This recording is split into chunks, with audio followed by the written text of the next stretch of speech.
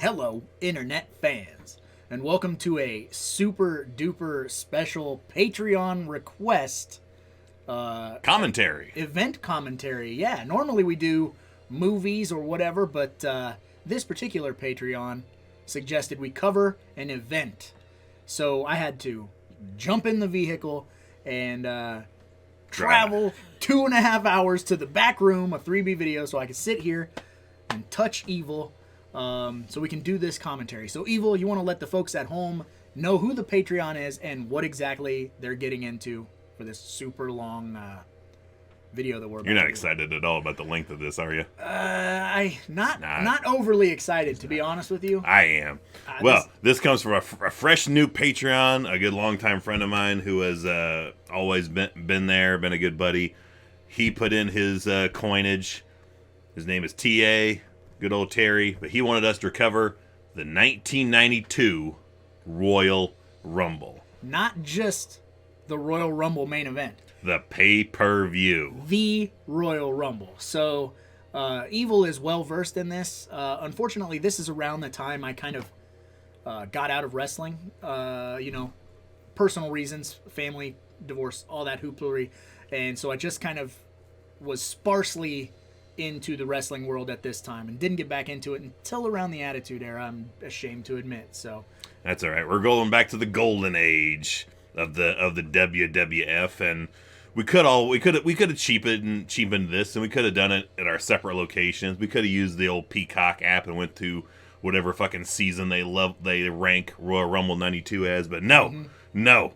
Raj says, I'm coming to the back room, and I'm gonna break out because of course your boy has the Royal Rumble anthology set. that is a meaty set. 1988 to 2007, which is probably about the time I really started dropping off, being able to remember what the hell happened in a Royal Rumble. But I mainly wanted this for a handful of these Rumbles. This one in particular is one of the best ever. Yeah, this so is your bread and butter. it is. I will have to be doing a lot of explaining and chicanery for this beast. So for those watching at home, if you do not have a DVD of this, we are currently sitting at the menu of play and chapters. So we're gonna hit play here in a hot few, and we'll try to give you some what do they call those things where we count where the time is in the Timestamps? timestamps. Yeah, we'll try. We'll try to give you a timestamp. I don't know if we can, but we'll give it a shot. So We're new to these things. We don't know. we've not done a pay-per-view commentary, but I was excited to do it. I was super thrilled to do the 92 Rumble. So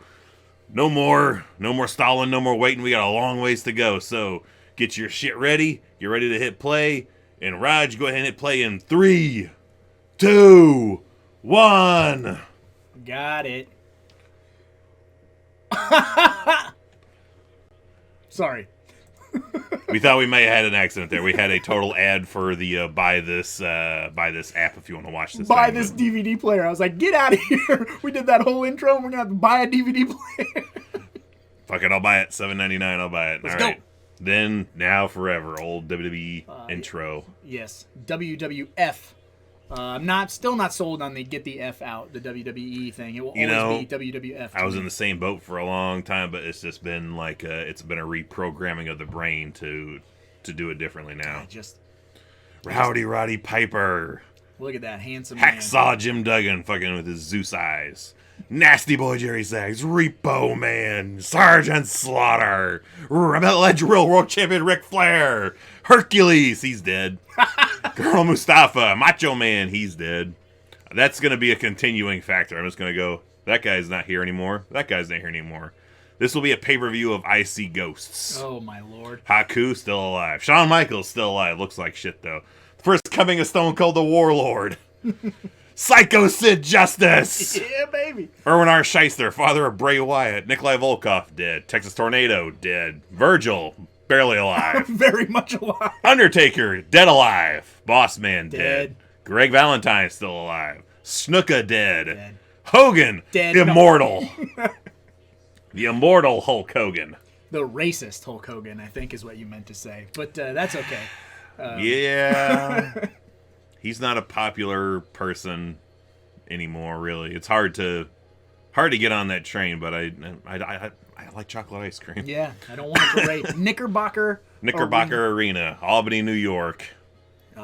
Okay, so I'm sure this is going to go through some sort of a recap of what got us here, but you're well versed, so let's give the folks at home a little bit of a history lesson.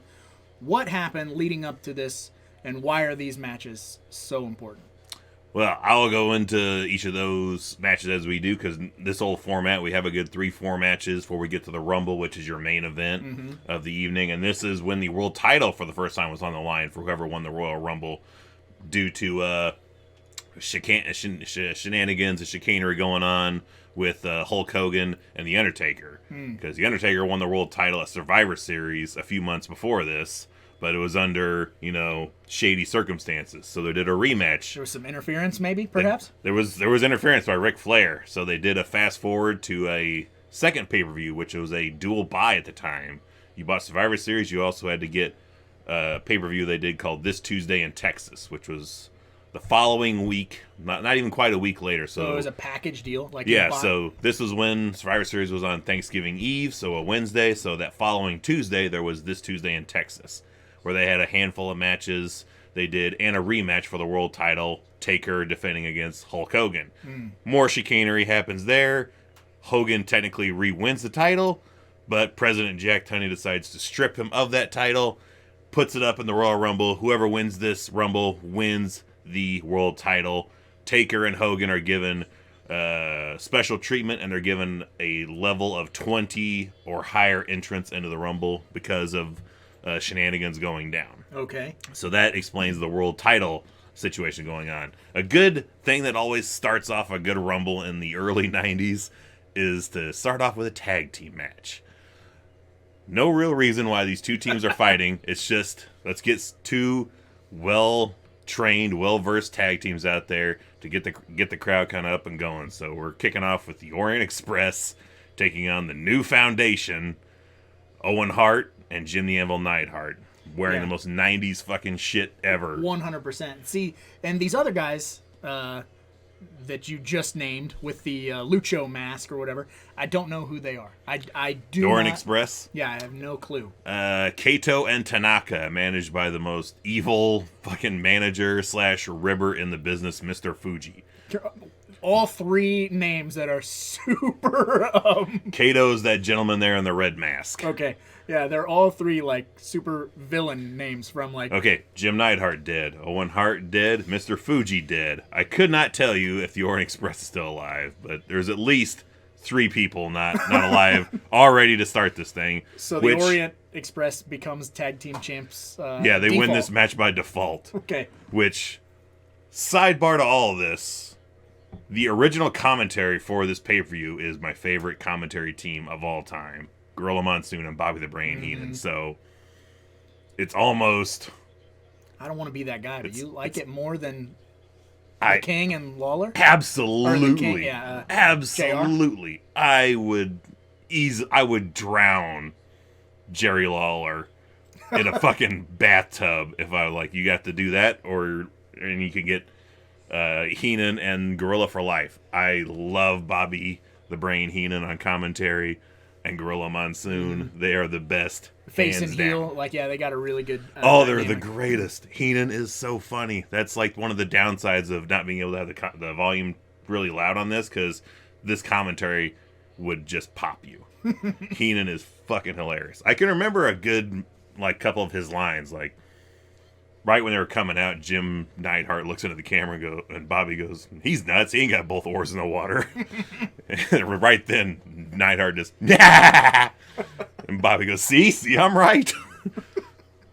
I gotta say, I'm a big fan of the Hammer Pants? Yeah. It's very, it reminds me of Bloodsport or something. The big, colorful waistband and... they're almost parachute pants, but not really. It's his 1992. It's super parachute pants with the neon colors, checker stripes. This was trying to give Jim Neidhart another thing to do in the biz, because the Hart Foundation had dissolved. Brett had gone on to do bigger and better things. Owen has come out of the Blue Blazer gimmick and taken another run at just trying to make ends meet in the wrestling business. So Right. they thought, well, let's tag him with Brett's old partner and call it, instead of the Hart Foundation, the New Foundation. Which that never fucking works. Anytime you put new on anything, Right. Did it not last very long? no, Jim Neidhart could not stay clean and show up for events, so we end up leaving Owen hanging a lot of the time. You mean so to tell me that big burly dude with the goatee couldn't stay clean? that guy was notorious for smoking crack with the British Bulldog for weeks. Wow. Like, Famous story is the Bulldog was set to do that big Intercontinental title match against Bret Hart at the SummerSlam of this year. And for 2 weeks prior, Bret was trying to get a hold of him to set up the match. Like, they really wanted... to work it? Yeah. Yeah, to work out what they're going to do. It's their first time they're going to be in the spot of doing a main event for a show at Wembley Stadium. 80,000 people. Good Lord. Couldn't get a hold of Bulldog. Rocked out. He couldn't get a hold of Bulldog for 2 weeks. Finally catches him like a couple days before the show. He's like, "Where have you been?" He's like, "I've been smoking crack with Jim Neidhart." I smoke rock, Joe Rogan. Oh my God, that's excellent. So they go over the entire match for a couple of days. They get to the actual match. They're like 3 moves into the match, and it's infamous that like they're in a rest hold, and Bulldog looks at Brent and goes, "I'm fooked." He's blown up, he's out of gas, and doesn't remember anything. Oh no. Well, and I guess this is the little kid in me, like, because I look at that guy, right, and wrestlers, some of them have the big like steroid physique, right?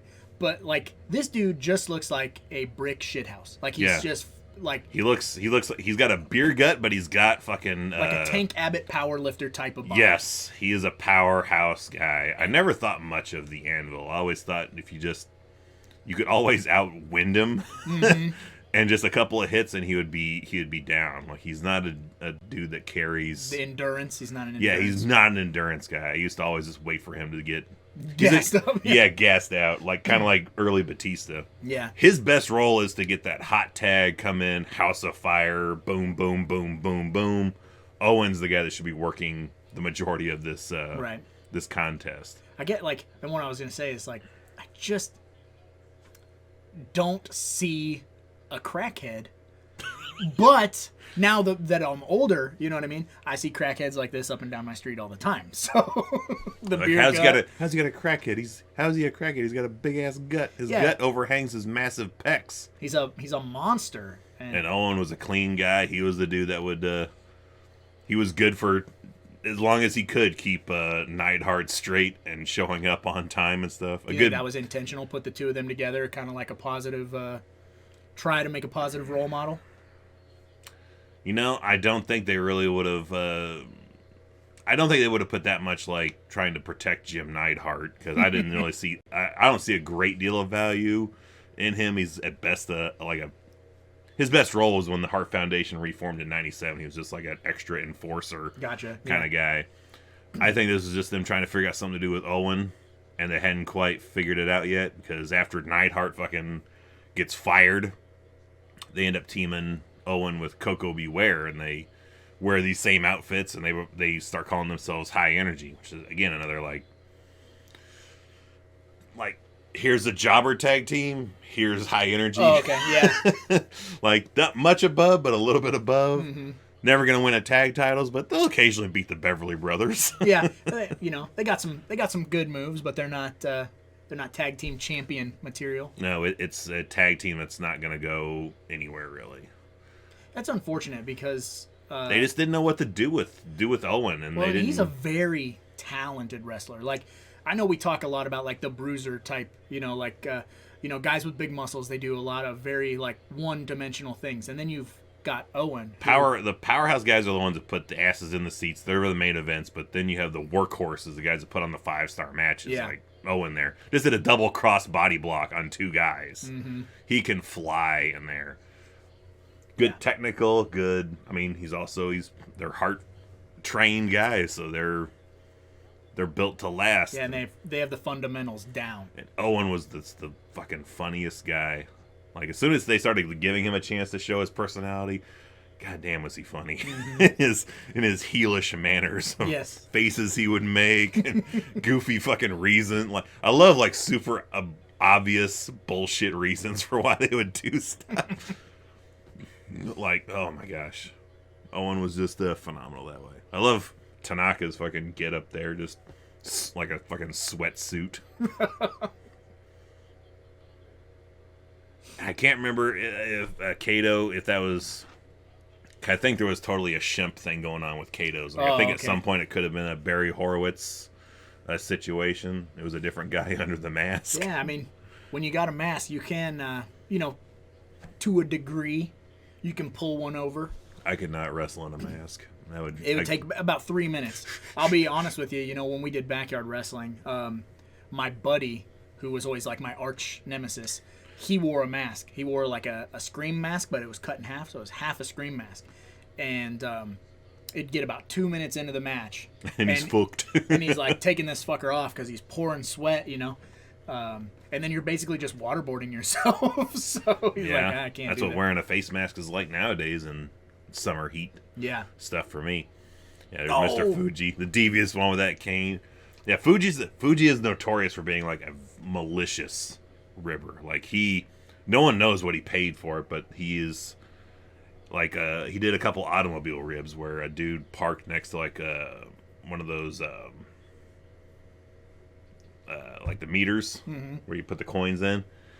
He had paid a dude who parked close to one to go up and weld his fucking car to the pole. Oh my god. So he goes and gets in and steps on the gas and fucking goes nowhere. I thought you were gonna say he takes the pole with him. No, he just steps on and doesn't move. And another time that I can't imagine what this would cost, especially in the fucking time frame. But a dude parked his car, went into work. Fuji came out and paid a guy to remove his engine. And wait for the dude to leave, go back and try to start his engine. Nothing there. He lifts the hood up. He's looking at concrete. Nothing there. And then he goes back inside to call a tow truck. And that's when Fuji brings the guy back to reinstall the engine. Oh my god. So when the tow guy gets there, like, everything's working fine. What's the problem? Yeah, they have like a NASCAR crew, like just moving. Like, I can't imagine what that would cost. But that's the kind of shit Fuji would do. That's awesome.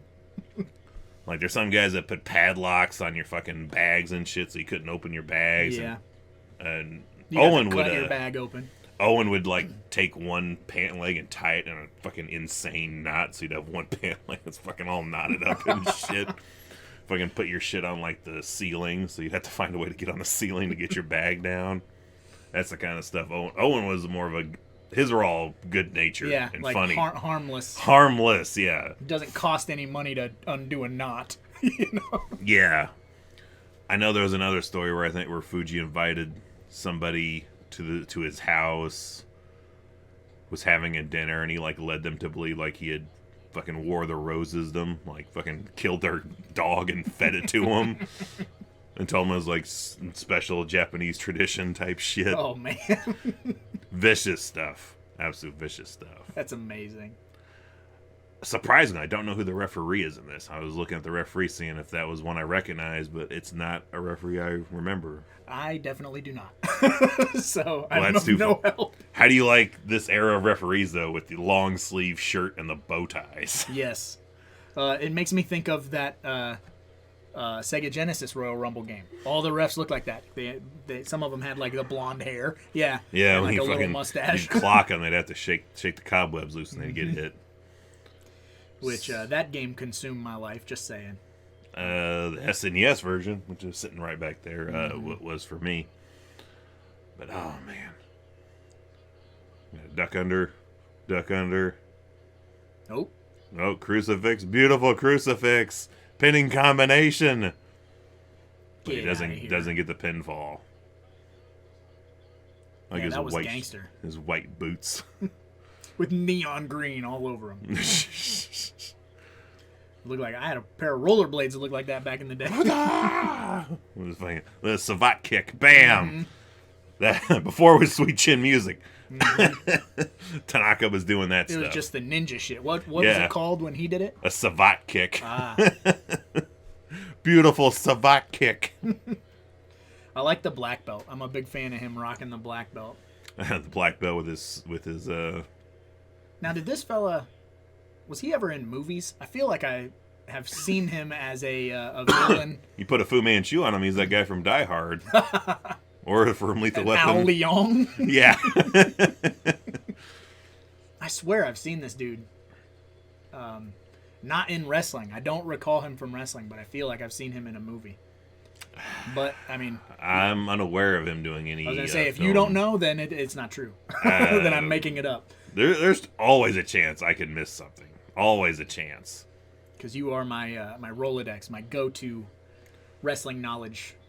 And also this dude's wrestling barefoot, which I can't ever imagine. Yeah, take a good boot stomp to the toe. Like, I don't know how you would have rug burn or whatever.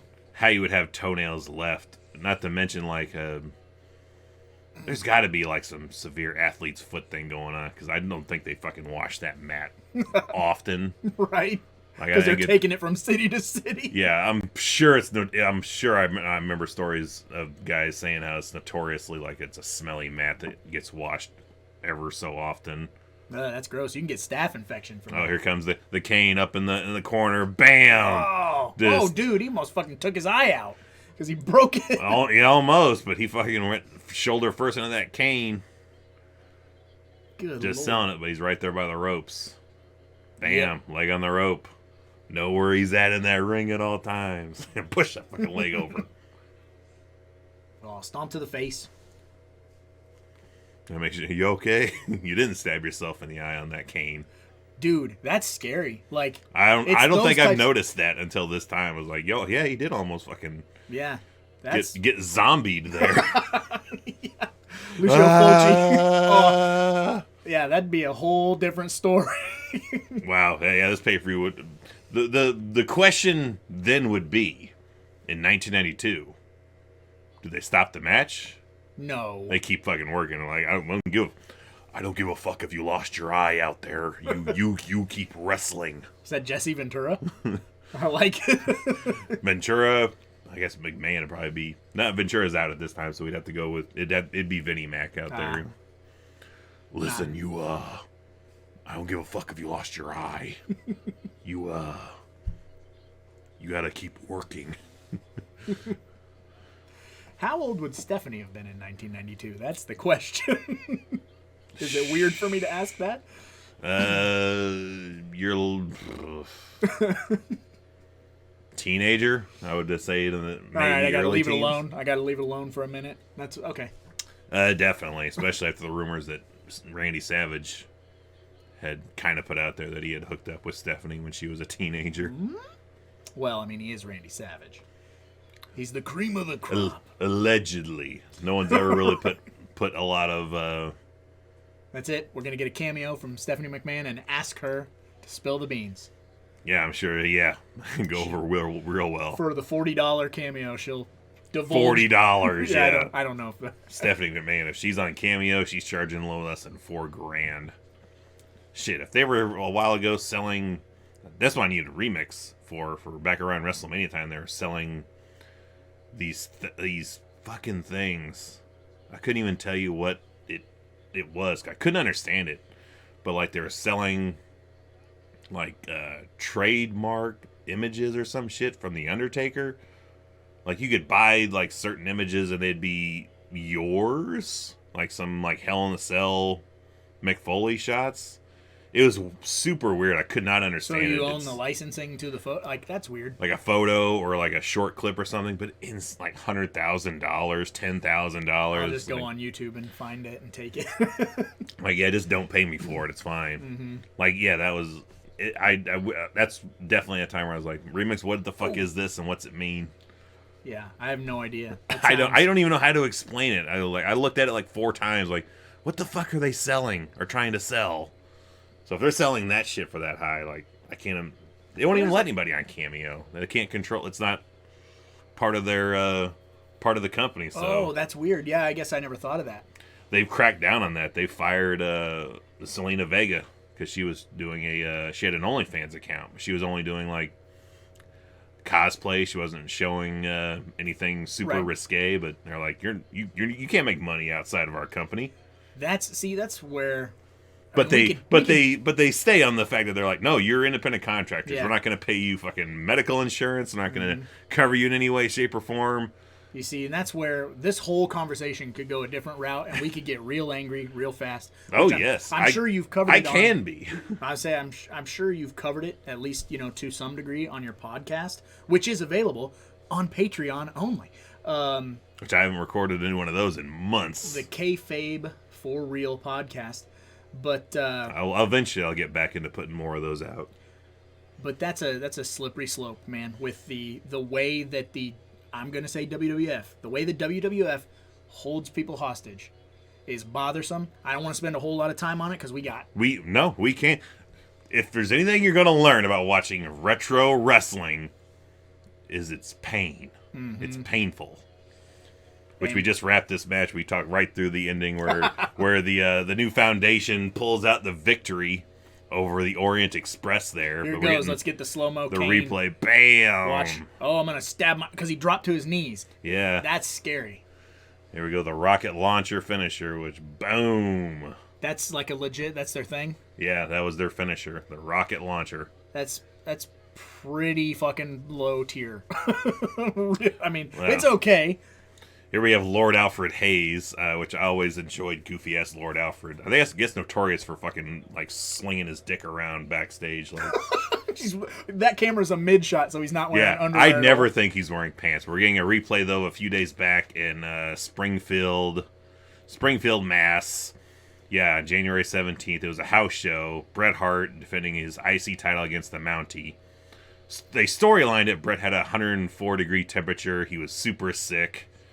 And Mountie took advantage. Mountie took advantage and won. In reality, he dropped the title because he was secretly, not so secretly, at the time negotiating with WCW to possibly show up. Oh shit! So foreshadowing some shit that's going to happen in '97 for real. They're like, wait, this fucking guy ain't going to be negotiating to possibly leave with my fucking Intercontinental title belt. Get it the fuck off of him right now. Yep. So Roddy Piper comes in during this house show, has a little bit of an interaction with the Mountie, which is what sets up Bret is still out. So Mountie 2 days later after this show at Rumble is going to be defending the IC belt against Roddy Piper. Well, I have not seen this. I have no idea, but I'm going to go ahead and assume that Roddy takes the dub. Roddy Piper had never held a world title and had never held any championship in WWE up to this point. Had Okay, never so- held one. Piper is the man, and I don't know the Mountie. So The Mountie, the Canadian Mountie. That's a Jacques Rougeau, part of the Rougeau brothers.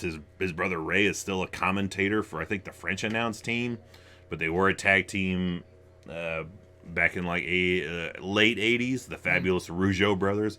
Fucking goofy ass song. I love it. They had a great theme song. see these promos. Sean Mooney, backstage interviewer, loves Sean Mooney. Got a great podcast, Primetime with Sean Mooney. Nice. All three gentlemen still alive right here. Jimmy Hart, Sean Mooney, and the Mountie. Jacques Rougeau? Jimmy Hart. I thought he passed away. No. He's just super sick. I think He's he's super fine. sick, super fast. I I know. could have swore Jimmy Hart died. No, you might be thinking of Mean Gene Okerlund. I know Mean Gene passed, Yeah, Mean Gene is gone, but but it's one of the rare times where you have more than one person on the screen and everyone is still alive. but I love these old school like this type of promo, and they used to cut these all the time, and they'd always be in like a blue, like the bricks would be painted blue. Yeah, it's the same set every time. It's like this is the exact same locker room that happens at WrestleMania 8. But they paint the bricks every once in a Yeah, while. for a long time it was a blue, it was like fucking a shirt always hanging off one of the lockers. Then you have like the interview stage like that. Oh, I love that. Yep. I wish I could have some of those displays, like This- that Royal Rumble display. This is the wrestling that I remember these things so vividly. Like, what was the show? I'm going to say it was either Saturday or Sunday, like Saturday morning or Sunday morning, and it was like a recap. Saturday morning used to be WWF Mania, then it switched to Live Wire, then it switched to Shotgun. Like- But it was a recap show. They Yeah. tried doing different things, but it never fucking would last. It would always be a recap show or essentially like a B-roll of matches. And that's one of the things. Saturday and Sunday. Like I remember my dad and I, we would watch wrestling on Monday nights or whatever. But then during the weekend, it'd be like early in the morning, like 9, 10 o'clock in the morning or something. I swear it was early. And 9 a.m. on Saturdays, and I think 10 or 11 a.m. Sundays. And and they'd have these recap shows, and we would watch them because then every once in a while they would have like new interviews or whatever, like after the match or whatever. Yep. Like, so we had to watch it so we could know all that happened. Here we go. I probably could have reiterated that entire Piper interview they just did word for word. I remember it so well. But Piper and Mean Gene Okerlund in there, both those guys dead. Yeah. Our commentators, Bobby Heenan, Gorilla Monsoon, dead. Our fabulous ring announcer, Howard Finkel, dead. The only people alive in this match are Jimmy Hart and then the Mountie. And us for now. Well, we're not involved in this. Right. I'm just talking about this pay-per-view. So here we got the Mountie, Intercontinental Champion, his whole 2-day title reign. Goofy ass shit, an evil RCMP. Why is he not drinking maple syrup? Eh. So this is the Intercontinental title match. There's another prop I'd love to have, that fucking big WWF sign back there. So is this is still like prime heel Roddy Piper? No, this is all face Roddy. Oh, nice. Okay, when did that officially? Prime heel Roddy was when did he switch to face? Around WrestleMania 3. Okay. When he started feuding with Adrian Adonis.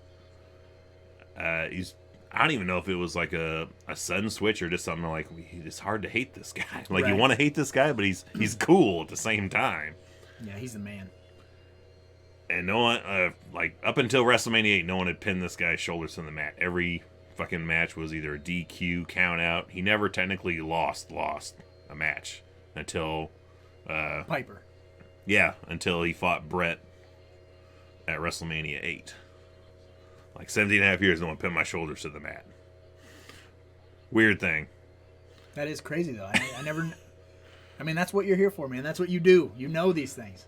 Referee is Joey Morella. That's Gorilla Monsoon's son. Also dead. What? He looks like a kid. Total, I believe it was a car accident. Ended up getting good old Joey Morella there. Looks like Bruce Campbell. Got a little Bruce Campbell in him. Kind of. He's got the hair, the nose. Mm-hmm. Mountie arguing. Got the fucking... his thing was his shock stick. Like, oh. Yeah, that thing he's got is supposed to electrocute you. And they'd always put in, like, weird sound effects for when he would do it. Yeah. It's his cattle prod. Yeah, essentially. It's a fucking PVC pipe wrapped in electrical tape. Probably, but I totally thought that's what Canadian police had instead of fucking guns were fucking shock sticks. Right. Well, I mean, when you don't know, you don't know. And it sells. So that's... He did have a real one, though, at times, because they would do specific close-ups at like those morning shows where he would occasionally put that shit right in camera and you could see the spark between the 2 points on it. So it was real for certain things. Probably not here because you never see it actually, like you never see the electricity flying. But so am I being led to believe that he uses his shock stick? Shock stick will come into play to render Roddy Piper defenseless and retain the title? I will just say the shock stick comes into play in this. Okay. Roddy gets the shock stick, baby. Of course, you also got Jimmy Hart's megaphone out there. That always was a good weapon to get to smash over somebody's noggin. I'm also a really big fan of the airbrushed blazer that Jimmy Hart always wears. Jimmy always had insane get-ups, and then like this, I think, is a universal one. It's got all his guys on it. Back when managers had full-fledged stables. But I mean, there's some shows where he's changing jackets like he's coming out 4 or 5 times during a show. He's got a shirt for a different guy he's managing. Like, here's Earthquakes, here's fucking Dino Bravos. That's amazing. Like, I couldn't imagine traveling like that, getting all these fucking super loud airbrush suits. Always got the same glasses on, though. Those black sunglasses with the keyboard Yeah. frames. I just want to live a life where I can wear a loud jacket like that. Might as well start. What's stopping you? You could do that right now. Kincaid, what's stopping you? Absolutely nothing. I used to always confuse Roddy Piper's wrestling attire with Jim Duggan's because it's the blue underwear thing. Yeah, they both wore blue trunks, black boots, but he had the RP boots. At one point, doesn't Roddy just classic Roddy with a fucking poke to the eye? Yep. Doesn't he like transition into wearing the kilt during wrestling, or no? He never does. He just wears it out and then he transitions into coming out where it's with his leather jacket on. Yeah. Like at this point, he's just got his kilt and his own wrestling shirt. Which other than Hogan, nobody's really doing that, wearing their own like official merch shirts to the ring. Right, quick shout out to our sponsor, Atomic Cotton, who still, I believe, owns the rights to the Hot Rod shirts. As far as I know, they do. I need to get a couple. I've got 2 of the Roddy shirts. I got the WW, what would Roddy do? Mm-hmm. And then I've just got the Hot Rod in black. I need to get the one that just says Villain. Yes. Across it. It's got his signature on it. Oh, Jesus. Just beating the hell out of him right there. That's a move you don't see often anymore, is the multiple head smash into the turnbuckles. Mm-hmm. Which, man, so many like little things I wish I could just have from this. Like one of the turnbuckle pads. I wish I could have the fucking Rumble like ring aprons. Or the banner that's hanging up in the air. If you had the Rumble ring aprons, you'd have to put them like around a kitchen table. So you could... I would just string it like across like the bridge on the back of my house. I've got a little bit of overhang so I can put it underneath so it won't get sun bleached. Yeah. And just attach underneath this Royal Rumble. You gotta duck under it before you go inside every time, but it's worth it. Yep, totally worth it. Oh. Juked him. There we go. Sunset flip by Roddy Piper. Got the legs trapped. Kick out only at 2. Only a 2 count.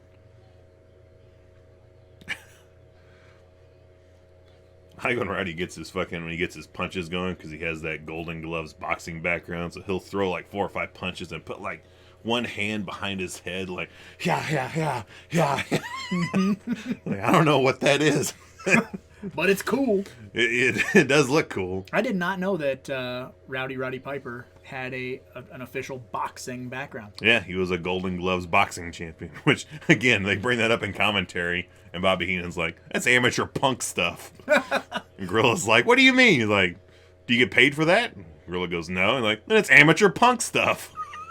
It's legit competition. It's legit. Legit, but again, that's why I fucking adore Heenan and Gorilla commentary.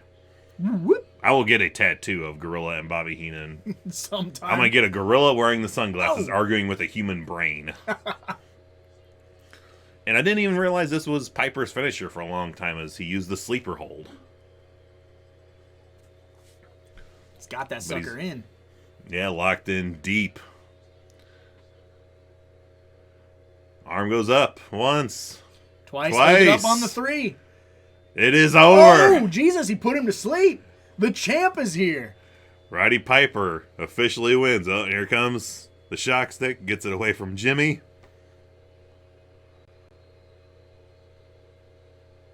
And, oh, man, he is great at the facials. Like, he doesn't even realize, I don't think, yet that he's won the match. Like, it's not registered to his character he's won the match yet. He's just ready to get revenge on the Mountie with this shock stick. And looking around asking the crowd, like... Should I? Yeah. Yeah.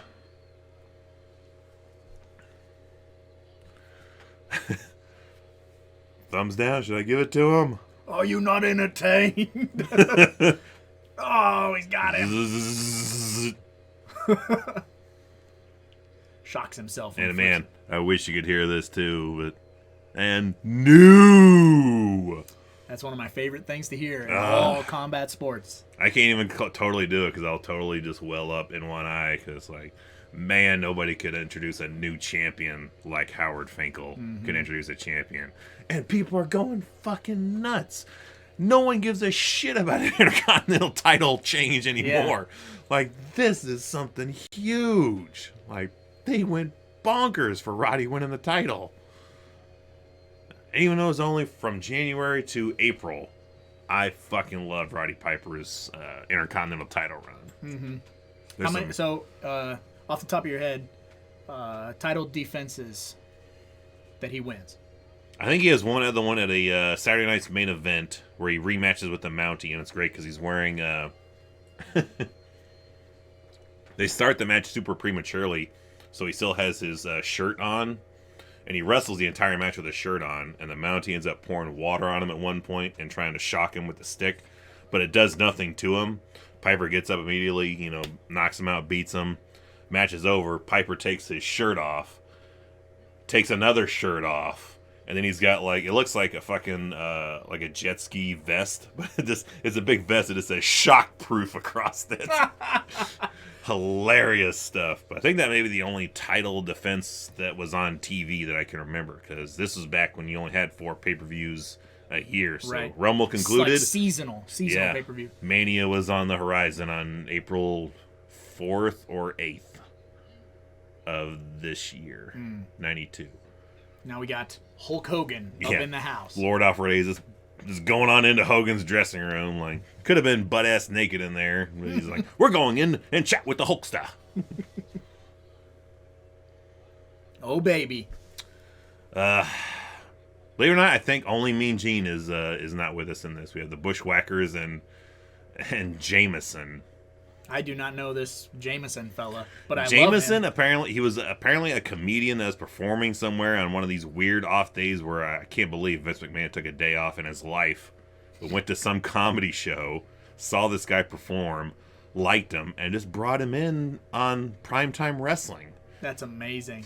And just had him as this slobby, goofy dumbass. Chewing on his tie. Chewing on a tie. Looking like Sam Raimi up in this motherfucker. Why Got do I a- keep going back to Sam and Bruce Campbell? Because he looks kind of like him. He's got a Band-Aid across his glasses, a fucking clothespin hanging it together, greasy-ass hair. Just a total fucking goober. I always liked the Bushwhackers, though, man. I like the Bushwhackers a lot. They didn't win a great deal, though. No, but they were fun. They were fun. Not COVID-friendly in 2021. Went out there fucking licking everybody. Good. Like, you can't even sell that concept today. Like, we're going to go out to the ring, you're going to lick at least 4 or 5 kids on your way to the ring. Holy crap, these guys look like Superman 3 villains. From Shaker Heights, Ohio, the Beverly Brothers, Bo and Blake. They would always do a fucking commentary bit where they couldn't... There's Randy Savage's brother, Lanny Poffo. The All right. genius. That guy always reminds me of the fucking I can't think of his name, the dude from Arachnophobia. Julian Sands? Yeah, Julian Sands the Warlock. I always thought that was Julian Sands the Warlock. Oh, my lord. And they got super sweet fucking mullets, too, let me just say. Yes, Blake, the one with the mustache, I think has the best of the two. Dude, Yeah. he does have a Julian Sands ass look. See, you look at it, you're like, that is fucking Julian Sands the Warlock. That's a steroided up Julian Sands. That's a whole different Warlock franchise right there. Yeah, Fucking Warlock got his powers. clotheslining the fuck out of people. Yeah, but this was Lanny Poffo's character. He wore this cap and gown. He called himself the Genius. That's a weird mishmash of a gimmick. Like, I graduated, so I'm smart. Yeah. You know what I mean? So we're geniuses too.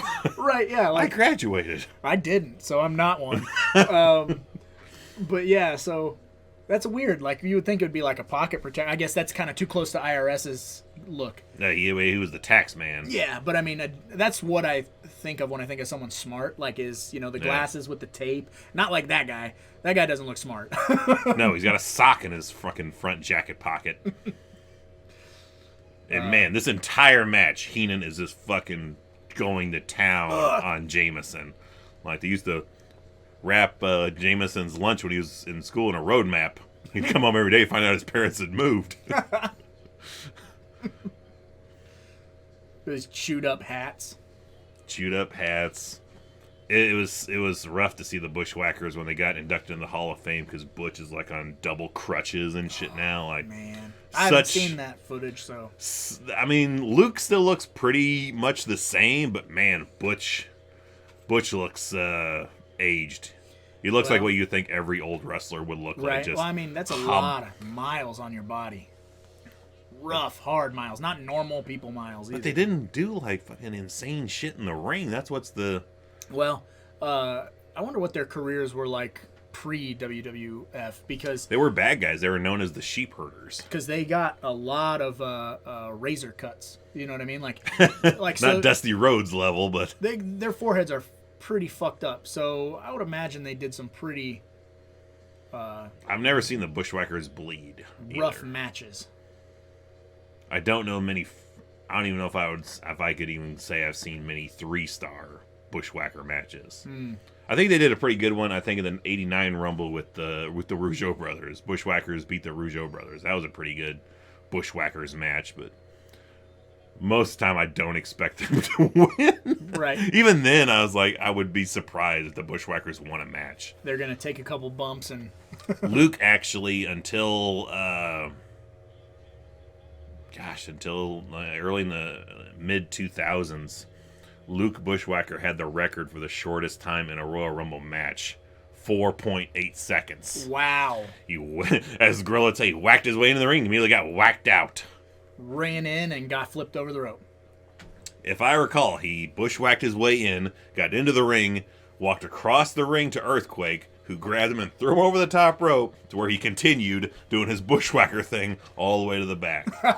That's amazing. Which I'm like, what the fuck is his payday like? If that you got to travel to a city, get your ring gear on, and your work for the night is less than 5 seconds. Hook it up. Like, what is my payday for that? It's got to be something. Yeah, I'm going back to the hotel bar, having me a steak, go back to the room. That what a career. What a career to have. If that's what you're going to be doing.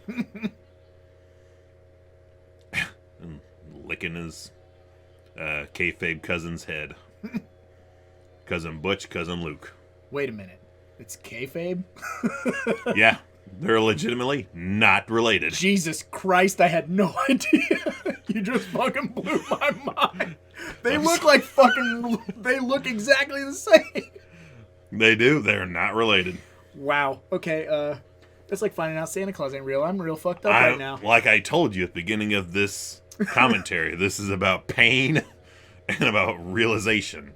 Realization of that pain. And I'm going to be hitting you with more of it. I'm genuinely flabbergasted. But here we go. You thought for sure they were related guys. Yeah. Next Yeah. thing you're gonna tell me is that Undertaker and Kane aren't really brothers. They're not. I know. I'm just fucking with you. I was like, they're not. Brett and Owen, total real brothers. Yeah, those are real. That's real. That's a real thing. Those are real. And they're spectacular. Gotta catch a glimpse of those Owens. Or not Owens, Hearts. Those two hearts. Mm-hmm. Two pink hearts. Gosh, that is the referee. That is referee Danny Davis, who had a short in-ring career as Dangerous Danny Davis. He was a referee, played a gimmick where he was a shady referee for the Hart Foundation, became a wrestling referee where he had he totally wore stripes, like a referee stripes as a wrestling gear, and now he's back to being just a referee. But Danny Davis, aka Dangerous Danny Davis, Moderately dangerous. as far as I know, still alive. I think he was running some of the OVW stuff, Ohio Valley Wrestling, Okay. which was like the training grounds, indie training grounds for WWE for a good while. Is that metal clipboard gonna come into play? The mortar usually came into play at some point. Classic bushwhacker move, biting someone on the ass. Super basic moves. Yep. Boom. Just 2 punches. Yeah. And bushwhack their way around the ring. Doesn't take much. No. Now I can't believe I've never asked this question, but bushwhackers, are they supposed to be like Australian? They are Australian. They're Australian. Yeah. That's why they were their initial tag team name was the Sheepherders. Oh, there you go. See, see, I don't know. It's been a hot minute. I used to I had the Hasbros of the Bushwhackers. I would always, when I'm not doing wrestling, when I was doing like war kind of playing, I would totally use the Bushwhackers as army guys. Nice. Because they got the fatigues on, the boots. Well, and they're bigger than normal army men too, so they could be baddies. Yeah, they were like Bolo Young henchmen level guys. Yep. Takes a lot to take them down. Yeah. 'Cause they're- At much least bigger. 5 or 6 bullets. Yes. Much bigger the than chest. than the average G.I. Joe figure. I can't believe the Beverly Brothers weren't around longer than they were. I feel like they were around forever, but it's literally like a couple of years. Really. Like they had the feud with the Bushwhackers, they had one with the Legion of Doom, which you imagine how well that went Yeah. over. How well these mulleted They got fucking starched. goobers Yeah. blowing his nose in a sock. Somebody blows their nose and you want to keep it. Oh. What's happening? A lot of like, Playing to the crowd. yeah, a lot of time killing. Like, do something. This is what a Bushwhackers match was. A lot of shit talking, stomping around. A lot of time killing. Like, just wrap it up. I immediately think of the Dudleys because of the fatigues, but the Dudleys were way better. Man, I can't imagine the Bushwhackers with a tables gimmick. Oh my god. They were on one of the Super Tape compilation videos that came out, like Super Tape Volume 4. They had Mean Gene go to like where they lived, where they kayfabe lived. Oh, I got And you. it's like a fucking shack out in the woods. WWF Cribs. They would do that. They would do these personality profiles where they'd go into these kayfabe, like what their real life is like. And they'd fucking 2 guys living in a shack. Yeah, that just makes me think of Ready to Rumble. According to his autobiography, after you died... You died in a car crash. He supported you while he worked 2 jobs. I had to kick your ass, freak. Oh my god. And they did not work for Bayou Beavers. No. A lot of this stuff is it's not real. Good widow's peak there on Luke. He's got a fucking awesome widow's peak. Now, does his hair actually grow like that, or are they shaving that shit? Is that kayfabe? Is his hairline kayfabe? I don't know about his hairline. If the hairline is kayfabe or not. They're like, ain't shit going on in this match. We can zoom. They all the literally way are. They're like fucking go to a wide shot of the crowd. Like ain't fuck all going on in this match. Still, This is if you need to go get a hot dog. That guy's going to go get a hot dog. He's like, this is bullshit. yeah. I would hate if I was taking notes. Of like, so what?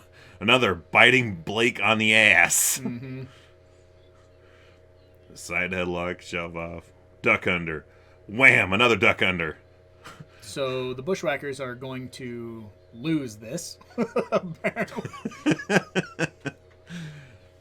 If memory serves, which I want to say it does, is the Beverlys go over in this match, but they of course have that thing where they get over on the heels in the end, so it lets them go home. Like there's Bush just fucking around on the outside of the ring. Yeah.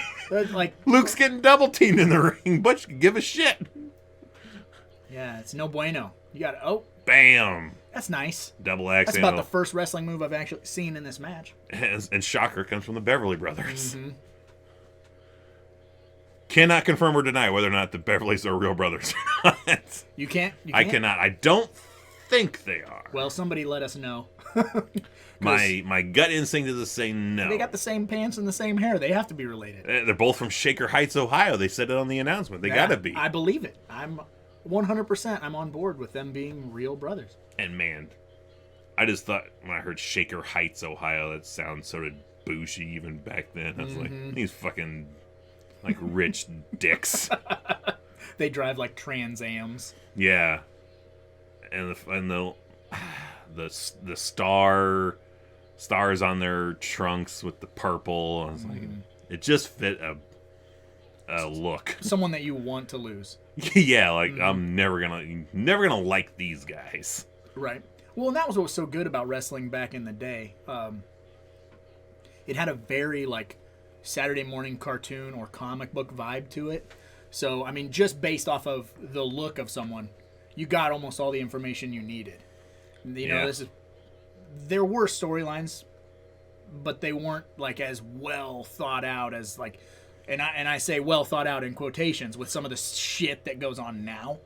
It's you know, it's such a thin storyline, but like as a kid, you could figure this out. You get your WWF cereal, you get your toys, and you knew where your alliances were. And it broke your heart when someone turned heel. Yeah. Or some guys lost certain matches. Wins and losses mattered. Like, as simple as the storylines were at this point in time, they still work a million times better than anything going on today. Yeah. I wish they would treat it more like... It's still treated like it's like a sport. Right, like here, it's real. Which is what... I love that fucking tape around his shoe. Holding the soul on. Yeah, which... Sadly, I've had to do a Yeah, few times. I've been there with super glue to keep my fucking... glue it, and then you tape it to hold the glue in place till it dries. Yep. Like, oh God, I've turned into Jameson.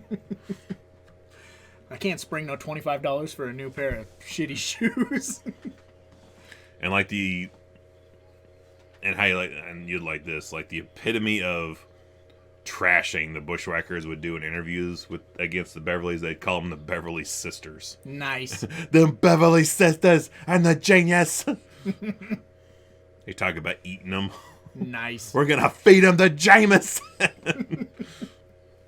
Like, if you just read what it was instead of hearing it, you'd think it's super, like, dark and malicious. Right. We're gonna fucking kill them and eat them.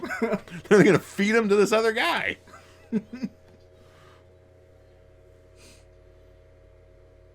Butch has got that fucking Back to the Future 2 look going on. His fucking pockets pulled out. I do not like the smug look on Homeboy's face. That dude that's in there right now. Blake Beverly. I don't like his face. I believe that that Beverly is one of the guys in the ring on WCW Nitro when Scott Hall makes his first appearance of the invasion angle with the NWO. Nice. Yeah, I'm just... A different name, of course, but I'm right. pretty positive that's him. Multiple gimmicks later. Yeah. Trying to get over, but... like Smash a Demolition became the fucking... I feel like you're the character I wish you could dress up as, Repo Man. There we go. Bam! Oh, take that. Lanny Poffo lays one in on Sam Raimi Jameson. Just slaps the fucking piss out of him. Boy, dude, if you hadn't told me that was Macho Man's brother, I think I would have still been like, that guy kind of looks like Macho Man. They're kind of close. I mean, they look almost as close as the Bushwhackers. Yeah, it's not like they got, matching purple pants on and mullets, but hair, got kind of the same kind of mannerisms with the way that they talk. Yep. Is it bleeding? Yes. Which, by the way, is like, that's all we need for him to start bleeding out here. If blood seeps out of your pores from an open palm slap... you are not made for the wrestling business. Yeah. Or you might be really made for the wrestling business. Yeah, you don't even need to blade. Yeah, this guy can juice on command. Just start bleeding from your face right now. He's gonna bleed. He's gonna bleed. I feel like that's something Dusty Rhodes could do, or Abdullah the Butcher just, like... Oh, yeah, just crunch the forehead and bust the fucking scar tissue open. Like, there's always a scab that's, like, that far from opening up. All he's got to do is just squinch his face, and, it'll start just seeping out. Oh, that's gross. But you're probably... I take blood thinners, so it runs just like a river. Is that true? You take blood thinners before a match? Some guys, I think, did. So they would... That's, like, super not safe. Welcome to the wrestling business. Well, right? Yeah. I was saying. Neither is breaking a razor blade in half. Taping it to your wrist. Or Bret Hart's famous maneuver, he would hide that shit under his top lip. What is he, fucking Tupac from fucking above the rim? No, you don't do that either. Bret Hart was a fucking master of hiding a blade under his lip, and he was super always discreet. and he would always, he convinced McMahon on more than one occasion that, no, this was done hard way. This is not a blade job. Because he's super good at hiding it. He's a magician. Yeah. Unlike Ric Flair, yeah. It was I was going to say. Just literally like, God! There's a lot of, like, obvious blade jobs in wrestling history. Yeah. But now, with the way that wrestling is, with the PG era, essentially, I have seen that they use blood capsules. Like, they won't, like, they'll bite down on blood capsules. And, I think they've done that once with Roman Reigns. They've done it a couple times. They've done legit hard way. Like the triangle choke. Juice hits. Like, I think Brock Lesnar famously used his forearm and elbow to open up Randy Orton hard way. He broke his nose or something, didn't he? Like, who? Nah, did, he like hit like the top of his head and put a fucking gash like yay big on the top of his who head. did Lesnar broke somebody's nose or something? Like, did a stiff arm punch. Cena got his nose busted open, I think, twice. But it wasn't from Lesnar. It was from Seth Rollins. Okay. I think he. Now it's a big boot or something, right? Yeah. But now, of course, blood happens. The referees glove up, and they more or less get whatever it is to stop the bleeding. Like, they try to stop it now. They don't use it as a method to. It's gone soft. It's not a method to add story or add volume to a story anymore. So Bushwhackers just lost, a shocker, and now, of course, we're gonna get the sore loser beat down. Here comes the battering ram. Bushwhacker finisher, battering ram. It's devastating. It's truly devastating. Devastating ram. If I took your head and just rammed it into somebody's gut. That's double the, impact. Yeah. Because it's you using me or something. And like, all right, now we got him tied up. We got to smack him with the thing. It's time for Jameson to get his revenge. He's going to break his hand. Gorilla sells it super well here because he's totally explaining it. He's winding up.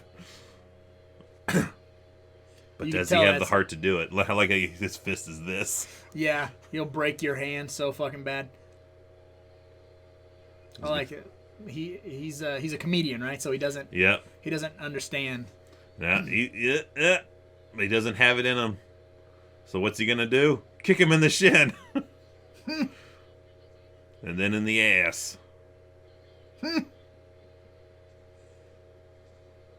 And so this Jameson, he does not reoccur. This was just him here. He would make appearances here and there for things. He would hang out with the Bushwhackers. But more or less, he would just show up to like annoy Bobby Heenan. Nice. But yeah, he hung around till I think about almost another year, right before Raw kind of started. When Raw started, I think that was his last kind of hurrah. Okay, yeah, because I could definitely see him not coming back. Vince fucking liked him, so yeah. All it takes is for Vince to like something, and he'll push it for a while. Yeah, Ahmed Johnson. That's the. I mean, I still like Ahmed Johnson. Me too. God damn it. Oh boy. Good Lord, and no one on this screen is alive anymore. Hawk, Animal, and Mean Gene Okerlund. Let's not say the that. tag team champions, Legion of Doom. Boy. It's weird. It's weird seeing it and then hearing you say that. Like. Yeah, that none of these guys are with us anymore. We had the privilege twice. So to meet Animal, put on the shoulder pads, see the Hall of Fame ring.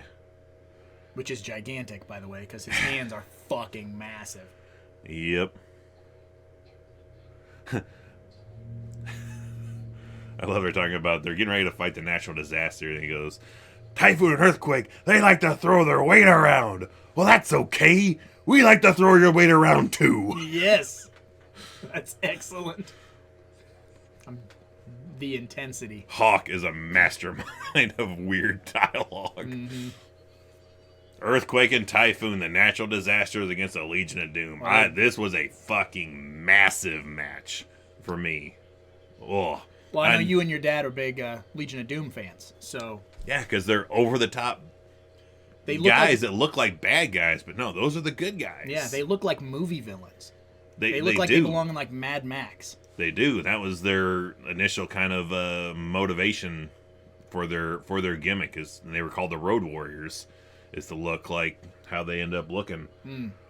But two guys from Minnesota, power lifters that both bounced at a bar. Like, imagine those guys working at a bar. Not related. Not related at all. Okay. Neither is. There's the Shockmaster right there with Earthquake. Oh boy. Typhoon ended up being the infamous Shockmaster, Which is still hanging, alive. Which is here somewhere. Behind you, on the other side, underneath Sunny. Ah, yes. The autograph from the Shockmaster. The Shockmaster. The Schlockmaster, if you will. And man, I never thought these guys were beatable. Which is weird because I thought Hulk Hogan could be beat. Mm-hmm. Anyone else could be beat. I never for a minute believed anybody could beat Hawk and Animal. Is that foreshadowing? Do they lose their titles here? They do not lose the titles here. It's a DQ ending. And they do end up losing the tag titles to Money Incorporated, but I never have actually seen the match. I'm not even sure Was if that it a was house show or? It could have been. I know it was because of Hawk failing some drug tests and having some Jim Neidhart-like problems of missing shows.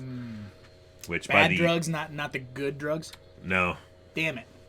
Not the good ones, which by the end of this year, Hawk will be gone, and Animal will have to run out the rest of the schedule on his own, because Hawk just fucking up and dips out. Use that wide again, just so you know. Remember, we're at the Knickerbocker Arena, sold out, jam-packed to the rafters. Sidebar, they did do a cutaway to the crowd, and there was a little kid wearing, like, WWF brand shoulder pads. Yes, like, I did want those. I would fucking kill for those. That's what I was just saying. I was like, man, those are rad. Like, I could see them back here. If I had been to a show where they had been for sale, I would have made my pitch for them. I did go to, my first house show was in 1992. I believe it was in like August of 92. That was a you and your dad thing, huh? Yep, first show I got to ever see. Did not get to see the Road Warriors there. It was actually, I got to see the Bushwhackers take on the natural disasters. Now, when you went to those house shows, I've actually never really talked to you about this, but did you ever stick around late and try to catch wrestlers on their way out? That first show we tried, but they told us, the people cleaning up the arena were like, you guys need to go. So we weren't able to stay, but I'm convinced on our way to that show, we did see a limousine go past us and go like into the parking garage, and we did hear like a woo! Oh shit! Which Ric Flair did main event against Randy Savage at that show, so I'm pretty sure we saw Ric Flair's limousine go which is past just us. as fucking cool. Yeah, it's cool. You got to hear him. You didn't get to see him in that darkness, so we got to hear the echo of Ric Flair. Oh shit! He did not move. This is impressive. Yeah, it is the irresistible force, immovable object. 3 times, and he barely moved. Top rope, bam, and that'll down. take him down. Mm-hmm. Earthquake used to terrify me with his size. Nowadays, that looks like just a regular dude I'd see at fucking Walmart. Right. 400 pounds, like, psh, ain't nothing. Yeah, well, wrestling was totally different, back in the day. And now there's a lot of guys that are of that size that are just, the roster is made up of them. But at a point, back in the day, it was very intimidating.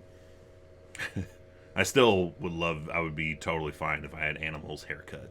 The fucking mohawk that has the mullet ending on it. Yes. I love it.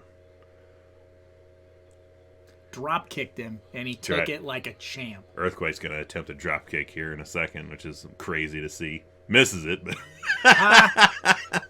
Oh! Jumping punch to the back of the dome. That's a trademark Hawk move, that fucking leap and side punch. Mm-hmm. Or that was super like, whoa, Earthquake trying to drop kick.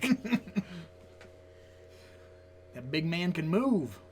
And my boy Animal just size him up. Yeah. Oh, I love it. Yeah. You're big. Like, Wah! bam, boom, Yes. bam, The trade. bam, bam. Nothing. No sales.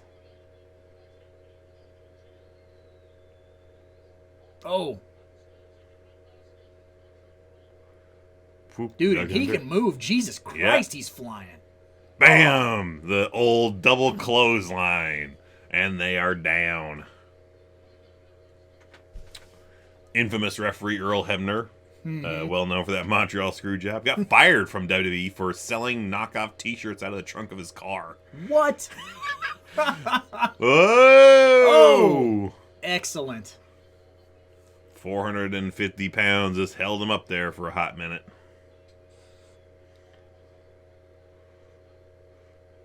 Now the dissection of Animal begins.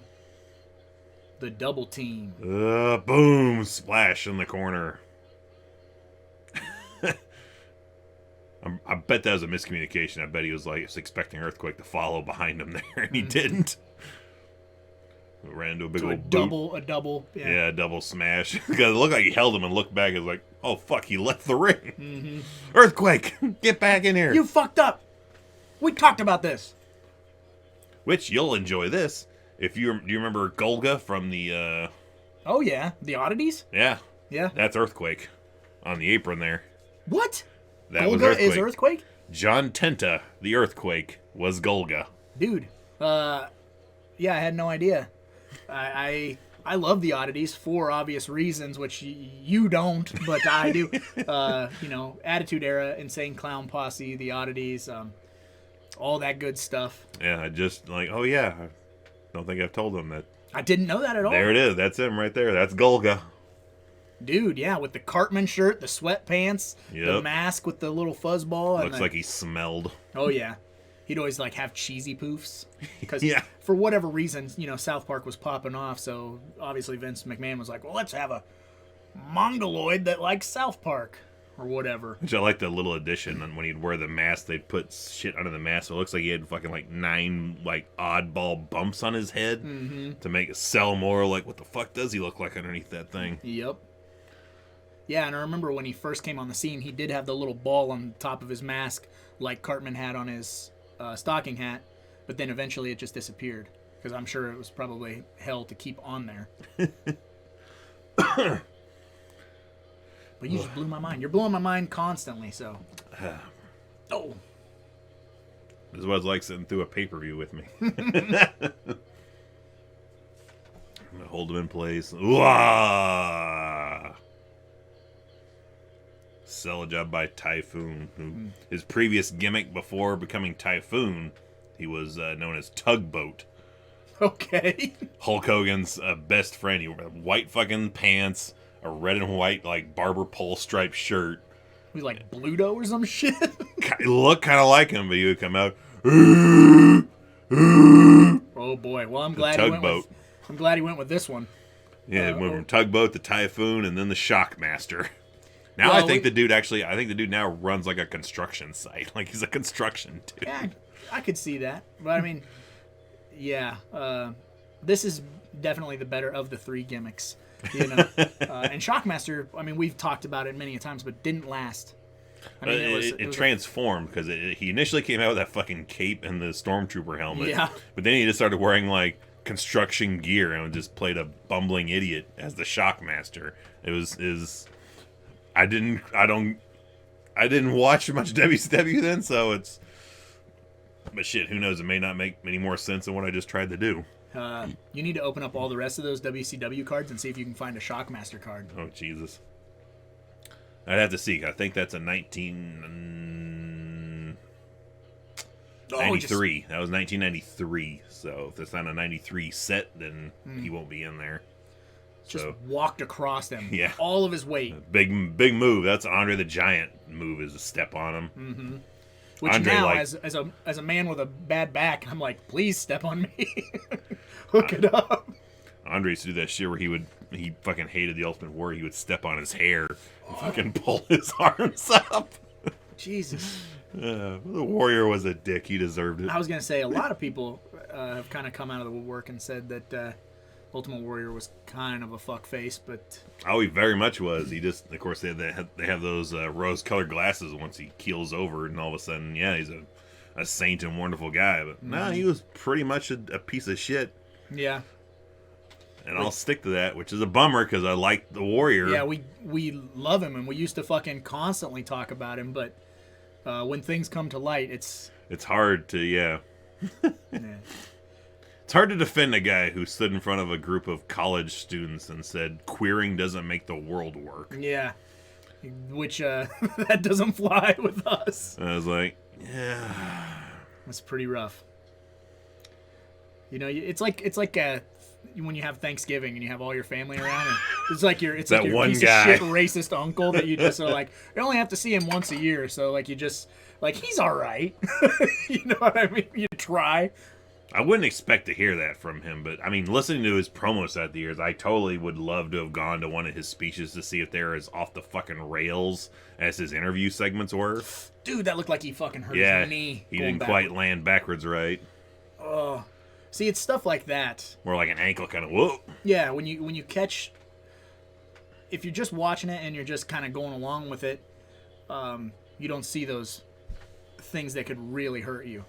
But when you sit back and analyze it, you're like, man, like I guarantee he tore something or whatever, and he's limping when he gets home. Like, Yep, they're gonna keep brawling outside. It'll be a double count out, oh, okay, which that was a pretty fast fucking 10 count. yeah. Because normally, you know, They pre-sell it during the match a lot too because they keep saying that how it's going to be a title won't change hands under disqualification or count out rules. oh, that was a pretty soft chair hit, but I'm gonna forgive it because it was 1992. Boom! Right That into was a good one. That right was into the face. Yeah, that was a good one.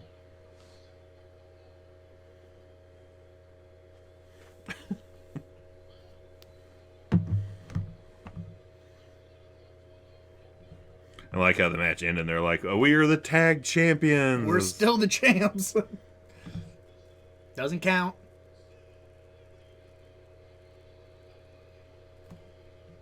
Yeah, I think maybe we should start a Patreon tier for you to grow that mullet. I think, yeah, you got the mohawk going. Just let the back grow out. Don't be scared. I would do it if I could. Maybe I'll grow the Hogan. If you grow the mullet, I'll grow the Hogan. Deal? It's super hard to shave the back of a mohawk on when you're doing it yourself. Just don't cut it, and I'll cut it for you whenever I visit. I'll help you turn. I'll help It's you not turn. enough. I like shaving my shit like once a week. Nope, can't do it. Not allowed anymore. Gotta do it. And it's gonna be summer, so it's gonna be miserable if you have. Long hair. You got to do it. I can maintain the top. I like we got a poster of WrestleMania 6 And this- framed on the wall. And this payphone. I'm a. What the hell is that? The payphone is always there too. So you can, strangle someone with the cord or slam their head into it. I've never seen anyone actually on it, but it's always Like, hold up, I'll do my interview in a second. yeah. I've never seen anyone actually use the cell phones. I'm sure it's a prop phone. I'm sure those aren't even real lockers. Oh no, that's fucking plywood, homie. Yeah. You know that fucking set's like 12 foot long. Yeah, Like it 8 ends foot. right just out of frame. Yeah, this is not a real locker room. I would. Yep, see? You can see the top. They, Oh man, now you're destroying my kayfabe. yeah. What locker room? This is just fucking in the hallway. You mean to tell me this locker room in the Knickerbocker Arena wouldn't have a framed poster of WrestleMania 6 from Toronto on the wall? I'm sorry to be the one to tell you. That's why no one's going to go in that door or out of that door, because that door is not real. Yeah, this is them doing their, like, we got to get a rematch with an actual finish because we beat LOD, even though it was a double count out. Boy, beat the Legion of Doom! man, he is fucking terrifying. I'm not going to lie. We will be the champions! Does that ever come to fruition? No, they never. Okay, well. They never have a match again. Which I think they were going to have a rematch at SummerSlam, but of course, with how shit went down, they ended up dropping the belts to Money Incorporated, which was a thrown together team at the time. But so Earthquake, for a while. Earthquake, and what's his name? Typhoon never became the tag team champions. They did actually turn face. Okay. So at the next show at WrestleMania, they're going to be defending the tag belts against Money as a face tag team because they ended up dropping Jimmy Hart as their manager. Okay. Just got a good shot of Bobby and Gorilla. Both guys aren't with us anymore. Neither of these two guys, Mean Gene and Roddy Piper. It's just an empty screen. Yeah, nothing's happening here. God, look at just Roddy Piper. His energy's so infectious. I love Roddy Piper. How can you not? And he's just all over the place in this interview too, because he's talking about how he just won the Intercontinental title, and then he's entering the Rumble. So they're like, he has a chance to win 2 titles. I got a chance to win 2 titles. I can't do that till I win the first one. Crazy. I'm going in there next, Mean Gene, and I'm going to be dropping them like President Bush.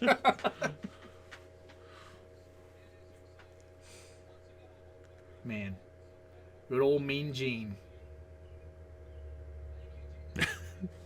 I always liked Sean Mooney hosting the event center. He always had a weird way of, his pronunciation was always weird. World Wrestling Federation. Oh, market basket. Yes. We're back in the locker room here. We're going to catch a glimpse of... Same locker room, same poster. Got the WWF blurred out because not the World Wildlife Fund. Mm-hmm. Oh, man. I just came out of that door. Did you see me? No. The steam room. Steam room and showers. This is right after Shawn Michaels turned heel on Marty Jannetty and started this gimmick. Mm-hmm. They're actually getting ready to show the replay of him busting up Jannetty. Yeah, because they were boys. They ran shit. They were the Rockers, tag team specialists. One of the last times the barbershop was used as a set. And Heenan is fucking gold here. Cause one without the other isn't any good. Oh, I knew he was gonna do that. He don't need Jannetty. I've told you that off and on. And man, this was it's a fucking violent thing for 92. They're breaking the kayfabe by showing the roof. Throws him through this fucking barbershop window. Which, the best part of that is right after that happens, and Bobby Heenan goes, "Oh, what a cowardly maneuver by Jannetty. He tried to dive through that window to escape." That's excellent. Confirm or deny, Shawn Michaels is a piece of shit in real life as well. Unfortunately, very much. Very much. I thought so. I thought we had talked about that. At the time, in high school and shit, biggest Shawn Michaels fan in the world. Right. Shawn was my guy. And you had, because that's what I'm saying. We talked about that, and you had a certain point where. Yeah. Once I'm an adult parent now, I'm like, yeah, I totally am more on Bret Hart's side now. Mm-hmm. Shawn is a real fucking shit. A not good person. Here we have the Coliseum video exclusive. This is not something that's on the live broadcast, which I think is what's on the network / Peacock, is this behind the scenes bit where Lord Alfred asks what Ric Flair's number is, and he reveals it's number 3, which is a fun thing. It comes into play because as far as the announcers go, Bobby Heenan's a big advocate for Ric Flair. Plays it up. He has no idea Ric Flair is drawn number 3, so he totally sells it when Ric Flair comes out as 3. He's like, "Ah, damn it!" So he accidentally reveals that he's number 3, or he reveals that this interview is exclusive for the home video release. If you're watching if you watch the pay-per-view broadcast, that interview is not on there. Along with, I think, the Lord Alfred and Hulk Hogan one is not on there. Okay. Some things that were Coliseum video exclusives, which. So is this next match the actual Rumble, or do we have another match? I believe we're set up now. We're getting ready for the Royal Rumble match, which they're gonna go through some of the rules and then do the classic thing where they're gonna have a bunch of interviews with guys that were gonna be entering in it. There I've he been is. there before. I've been to the top of the mountain, and I'm going back. Uh-huh. I'm going back this afternoon. Gonna go back. Yeah. Goddamn Macho Man. I've been to the top of the mountain, and I'm going back. I'm going back this afternoon. 2 things I'm gonna accomplish right here.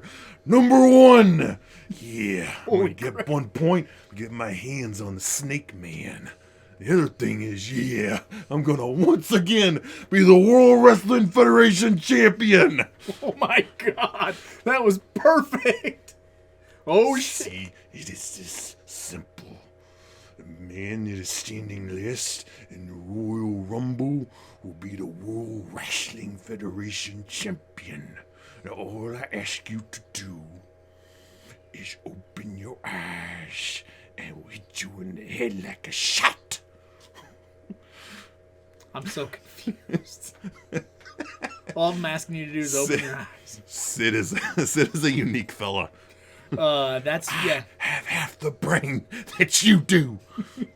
When did that interview happen? That was like 98, 99 Okay. in WCW. Oh my goodness. That's you. Yeah. That is you. That is Smash of Demolition, a.k.a. Brick Top Bully, the Repo Man, He's got the fucking Arnold Schwarzenegger Terminator 1 trench coat on. with tires all over it. You want me to play this guy? I'll do it. I think if you had you just shaved into his facial hair You know who he and looks let your hair grow a bit and put this fucking thing over your eyes, you could be the Repo Man. You know who he looks like? Danny Boy from fucking Predator 2. That's all I can see. Uh-oh. There's a crack smoking individual right there, the British Bulldog. You know, he's got the body, the physique of a total crackhead. So, My hometown, I had this boy at the Royal Albert Hall.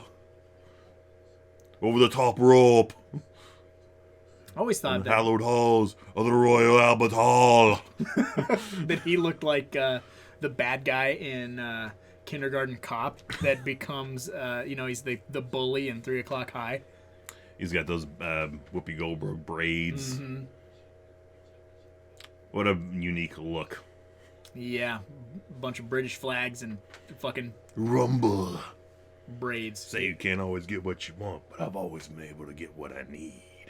Crack rock. No, I'm just kidding. I'm just kidding. Man, Jake fucking is a masterful interview promo guy. Yeah, because, I mean, comparatively to Sid's interview, and then you have, you know what I mean? You have this class and style, and he knows how to work an audience. I will never disappoint myself. You, I don't mind. Trust me.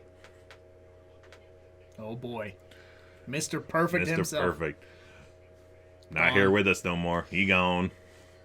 Always enjoyed him. I always had a fun time with him. I like Mr. Perfect. I love when he turned face. I just became the biggest Mr. Perfect fan on earth when he turned face in 92. So before this, right after this, it was because after this you go to Mania. Mania is where Warrior makes his return, and then by Survivor Series, Warrior's supposed to be in a tag match against Ric Flair and Razor Ramon, but he gets busted buying like growth hormones. the old HGH baby. Yeah, exactly that. He was busted for sales of that with British Bulldog, so they both were fired. So Mr. Perfect got the nod to get put in his place, the team with Savage, to take on Flair and Ramon. I'm gonna go out on a limb here and say that mixing HGH with your crack rock might not be Kurt, I think, was just a cocaine guy. right. Well, no, but Bulldog, right? So, Bulldog, yeah.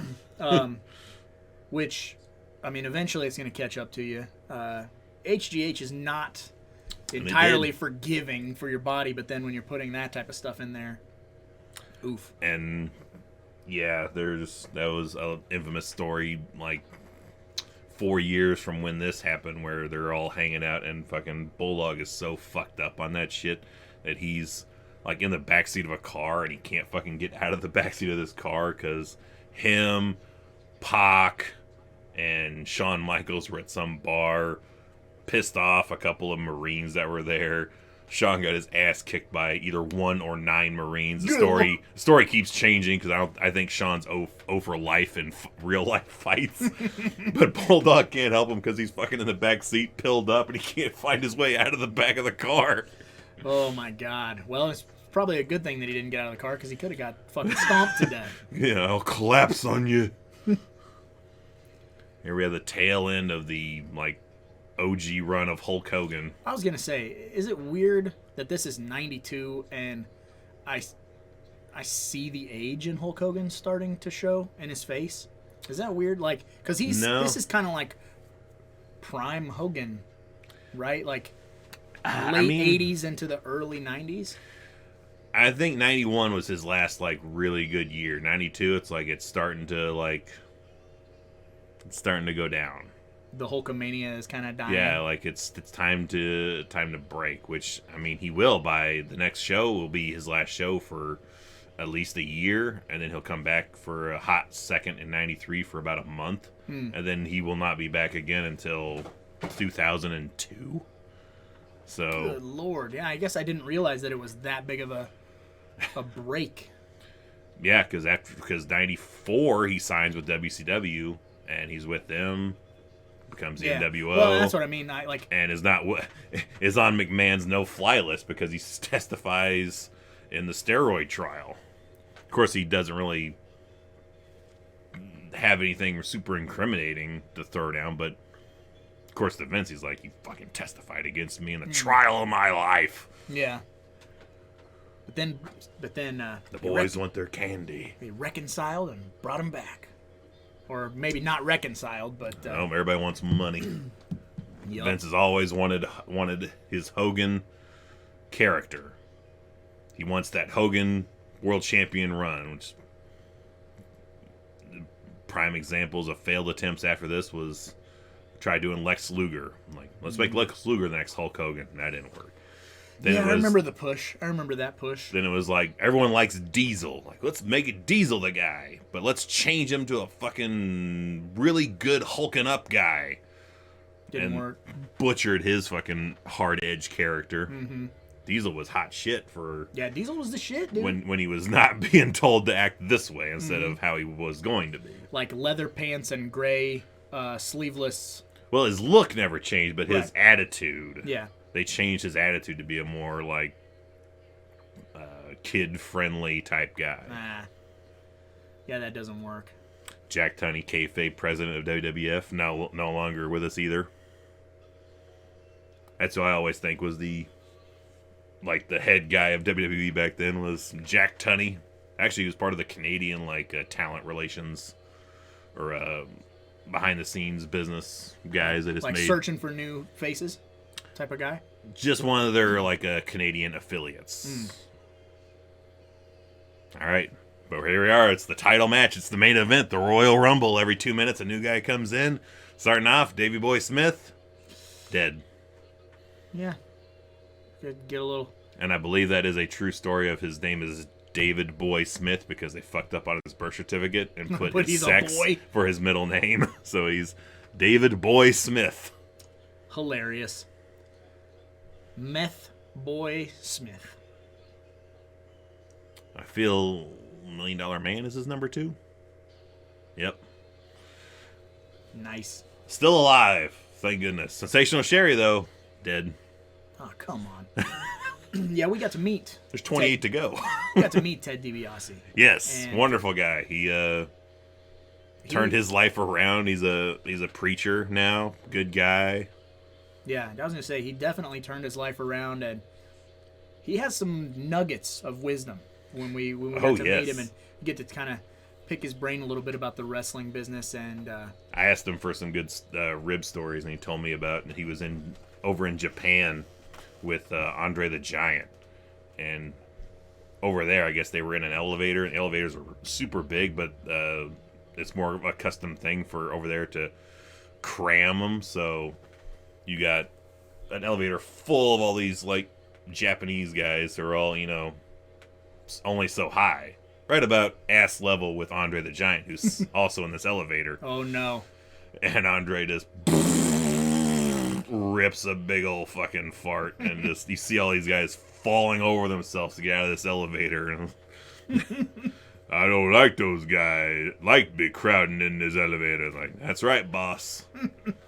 Because that was their nickname for Andre. Everyone called him Boss. Yeah, I think he should get his own elevator. You know, I mean, he's so fucking big. How many like the giant Andre the Giant elevator? Mm-hmm. We call him Boss because that's what he wants. Mm-hmm. Nice suplex. Teddy was a great builder. Mm-hmm. He was the guy people feuded with right to get into Hogan. Gotcha. Oh. And DiBiase's out of there. He had a thing for being an early draw for a lot of Rumbles. He was normally a good, like, long-lasting guy. So it was super strange to see him thrown out. Damn, before the 2 minutes was up. Before 2 minutes. I got Joe Morella, Earl Hebner referees. Back when a Rumble actually felt like it was an endurance trial. Mm-hmm. It felt like it took a long time to do. The Casio countdown, number 3. Who is it? It's Ric Flair. So that means that the British Bulldog is about to get fucked up. And this is... He's not been in the company too long, not even quite a year. I want to say he came in around August of 91. Had a dispute with WCW.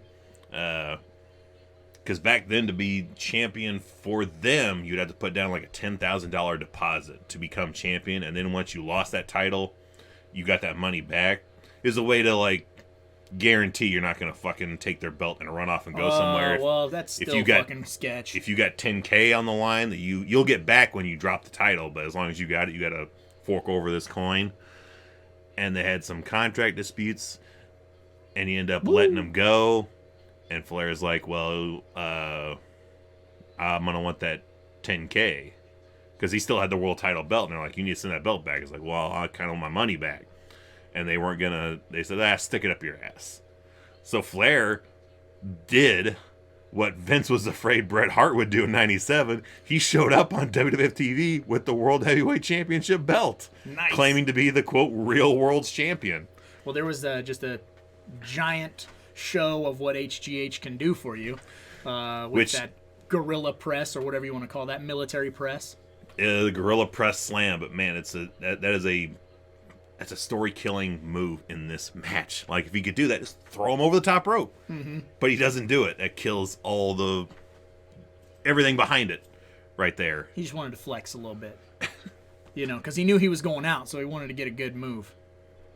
Oh, damn. You do any other move, then. You don't do that move. Oh. There's a low blow in someone's future. There is a low blow that happens in this match. I think only one, though, but it's a ways away.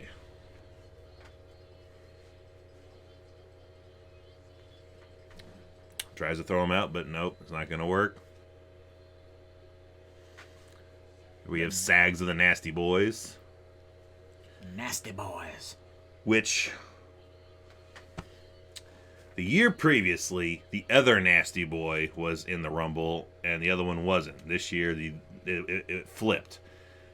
And I can't remember if it was the 91 or if it was this year, but one of these Rumbles, the reason the other Nasty Boy was not in the match like he was supposed to be, is they were a bunch of them in a car, got into a road raging incident with this other car, and Knobbs got stabbed. Okay. Long story short. Long story short, pulled over, Knobbs got stabbed. He's not going to be in the Rumble tonight. Gotta let them stitches fucking heal. Jesus Christ. Wrestlers, man. Testosterone. All these guys that are in fake fights that think they're super tough, and then you get in real fights, you're like, oh my God. My fucking intestines are hanging out. Foreign object. That's ridiculous. Oh, his perm's coming out. It's getting all fluffy. Yep. And whoop. Oh, nuh-uh. Eat a dick, bitch. He hung on, but makes a mistake. Oh, you fucked up. I was pulling for him. You're pulling for Jerry Sags of Yeah. the Nasty Boys. Yeah, I was like, yeah, why not? Oh. And this was an excellent introduction for everyone who has not really seen Ric Flair in WWF Right. to see him, because they just tease all these great feuds that'd be fun to see, like Flair and Bulldog. It's like, this looks like it'd be a fucking fire match and rivalry. Mm-hmm. And you'll get to see other one of those come up, because it was just a great way to debut him. Haku, part of that Anoa'i family, related to The Rock, Yokozuna, all those guys. Also, somebody, when you ask a lot of the wrestlers who's the toughest like guy you wouldn't want to fuck around with, they say Haku. Really? Like one of the stories is Haku's is the guy that, like, if someone's being a fuck at a bar, like there's a story where he took this guy down and had his fucking finger behind the dude's eyeball and is like, Oh, good God. is like, you gonna calm down or am I gonna pop this eye out? Wow. Okay, yeah, that would do it. Like, yes, sir. Again, Yeah. and the guy that's wrestling barefoot too. Like, Haku's the guy that has been. There's a lot of stories you can just YouTube search Haku fucking shoot stories, and there's plenty of them out there where it's like, yeah, you don't want to fuck with Haku. He's a big, thick dude, too.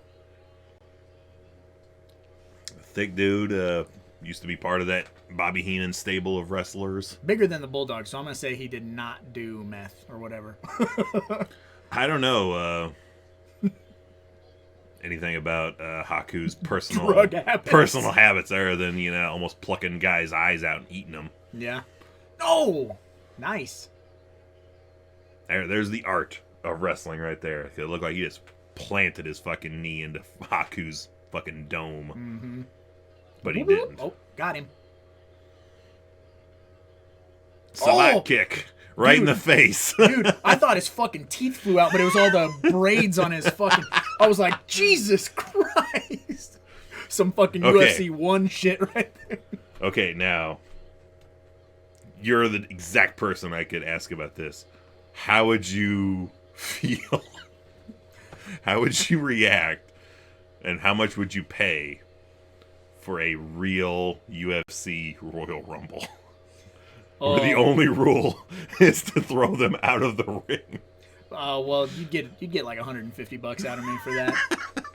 How many people would be retired after their one night? Oh my God, a lot of them. How many teeth knocked out and bones broken? Have you ever seen those videos on YouTube of like team MMA fights? I'll No. pull one up after this. Literally like 10 guys on this side, 10 guys on this side, and they just meet in the middle. And it's like 3 guys on one, like kicking them in the face. You're like, Jesus, it's gnarly.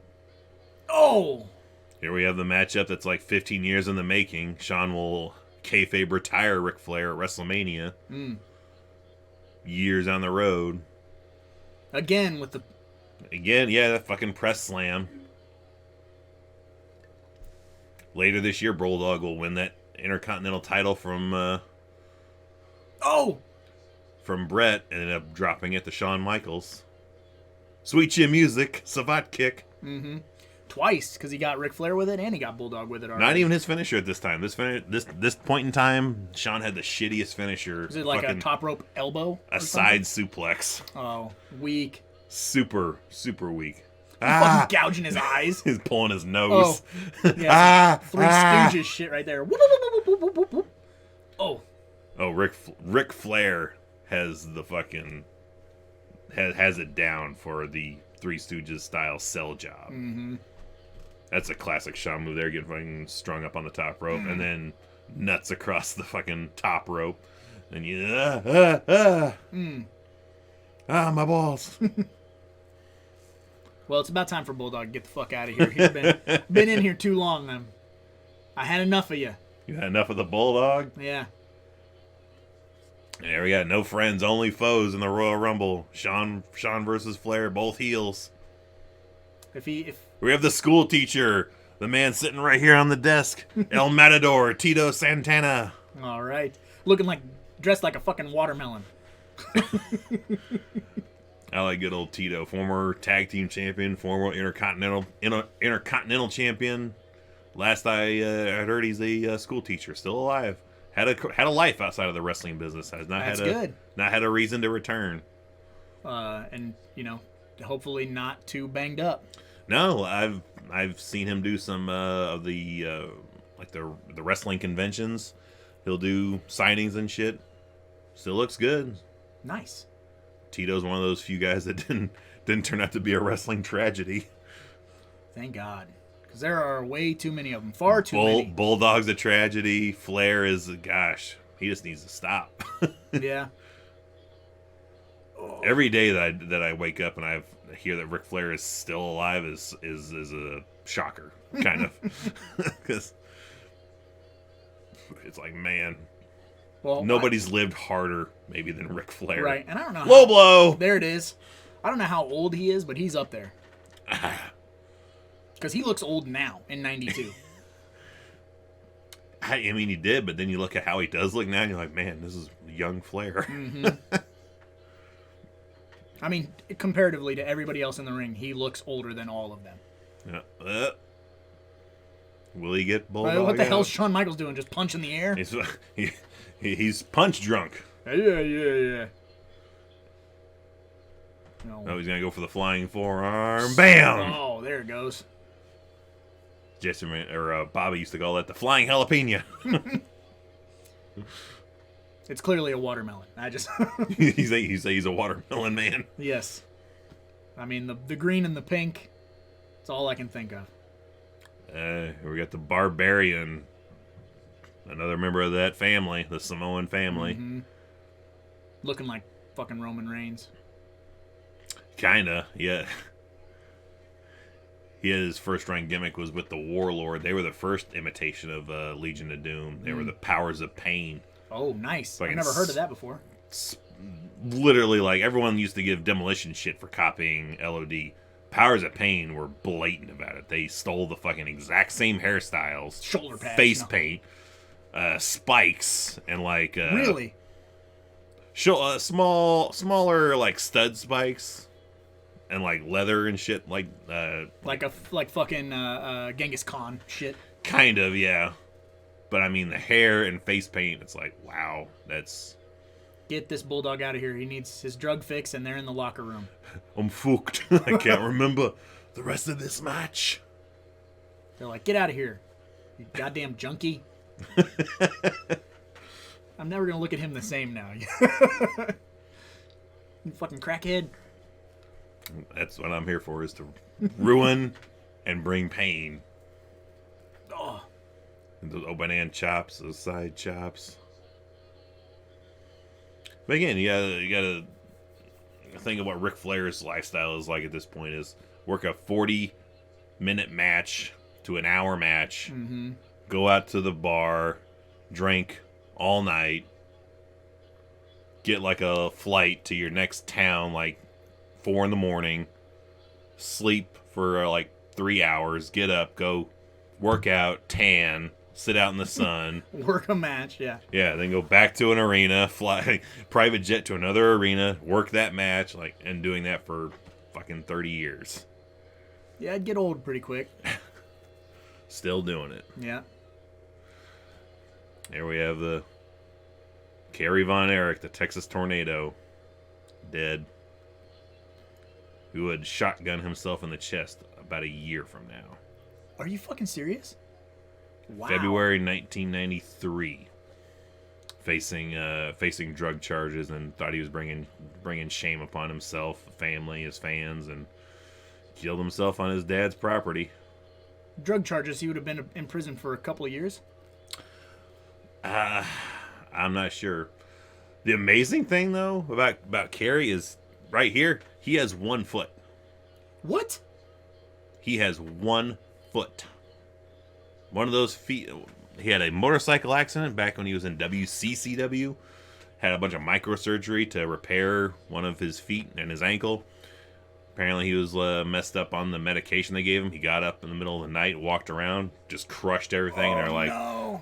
We got to amputate. So he literally has just 1 foot. And I never knew that until a couple of years ago. I was like, that's amazing. That is awesome. Could never have told No, because he's got the tall boots. And it was And he's- always, they never told anyone either. Like, nobody let that out because for some reason they thought it would be something that'd be shameful, is that he only has 1 foot. That's so fucking weird. Yeah, because now I'm like, look at this amazing shit he's doing on 1 foot, and I never knew. Mm-hmm. You can't tell he has 1 foot. That he's working on one stump there. Yeah. Yeah, he's moving just fine. Like, he's doing a great job. I couldn't even tell you which foot it is. Yeah. And I've looked. I've tried to be like, I wonder which fucking foot he doesn't have. I don't Doesn't know. have both of them. Neither one. He's on 2 stumps. Yep. I don't feel my feet. I can't feel my legs. He is a little shorter than everybody. No, I'm just kidding. But just on his one side. That's Right. weird. He said, stands crooked. Here you go. Here's you, Repo Man. I'm telling you, you could be this gimmick.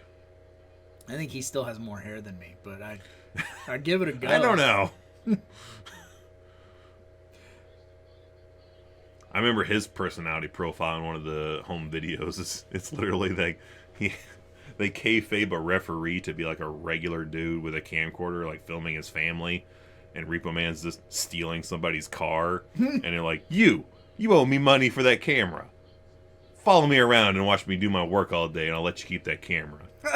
So he's like going around repossessing a kid's bike. Good God. Stealing a camper. I mean, it's just hilarious stuff that they would do. The good old days, man. I like he slinks around. Is that Yeah. because he's a professional thief? Great music too. If you could have heard like his entrance music, it's Repo Man. Doom doom doom doom doom doom doom doom doom doom doom. That's awesome. Just one of those classic entrance themes is the Repo Man. One of those ones that like when I got Spotify and I was able to find people that uploaded fucking wrestling ringtones, I'm like, where's Repo Man? There it is. Can't live without the Repo Man entrance music. Like one of his last stand gimmicks that he did as Repo Man is he jumped Macho Man from behind and stole his hat. And like that was a 3-week program where it ended up where they ended up having a match where Macho got his hat back. Like you're late on your payments Yeah, I'm still, for your Slim Jim hat. I'm repossessing your hat. Them Slim Jim residuals, son. So So we're gonna have to watch his feet when he gets thrown out. if we get to see his feet when he's thrown out. That's true. Here we go. Like he's totally a meme now. Everyone says it looks like your female high school gym teacher, Yeah. Greg the Hammer Valentine. Yeah, but I mean, I remember him from back in the day. Oh yeah, Hammer. Hammer's an all right guy, still alive. Got a big old beer gut on him. Yeah. Does a lot of the signing conventions. Does he do some YouTube videos like shooting on people? A lot of shoot videos, maybe. I feel like I've seen. I think so. I think he's also done some of those pictures that people make while they're at conventions, and like he's just there. like I almost always see him with Brutus Beefcake now. Like I think they maybe live together, like two broke retirees with beer guts, just not wearing shirts, just in recliners, drinking beers. Waiting for Raw to come on. Yeah, waiting for that call back. Like, well, we're gonna get called back in tonight.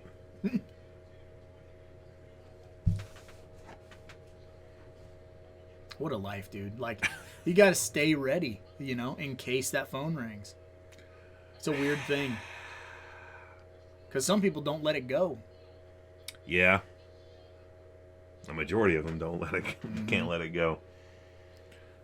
Oh, Which I mean, they just as of recording this day, they just got done doing a retro SmackDown night, and like everyone gushing over like a retro night. It's like that's because there are not any new stars that are being made that people care as much about today.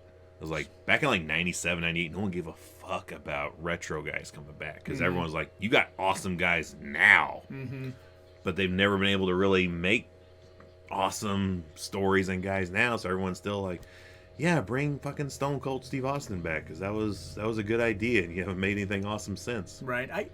And you know, I talk to you about it all the time, how like I was really hyped on The Fiend. I want to love The Fiend. I want that to be the new thing.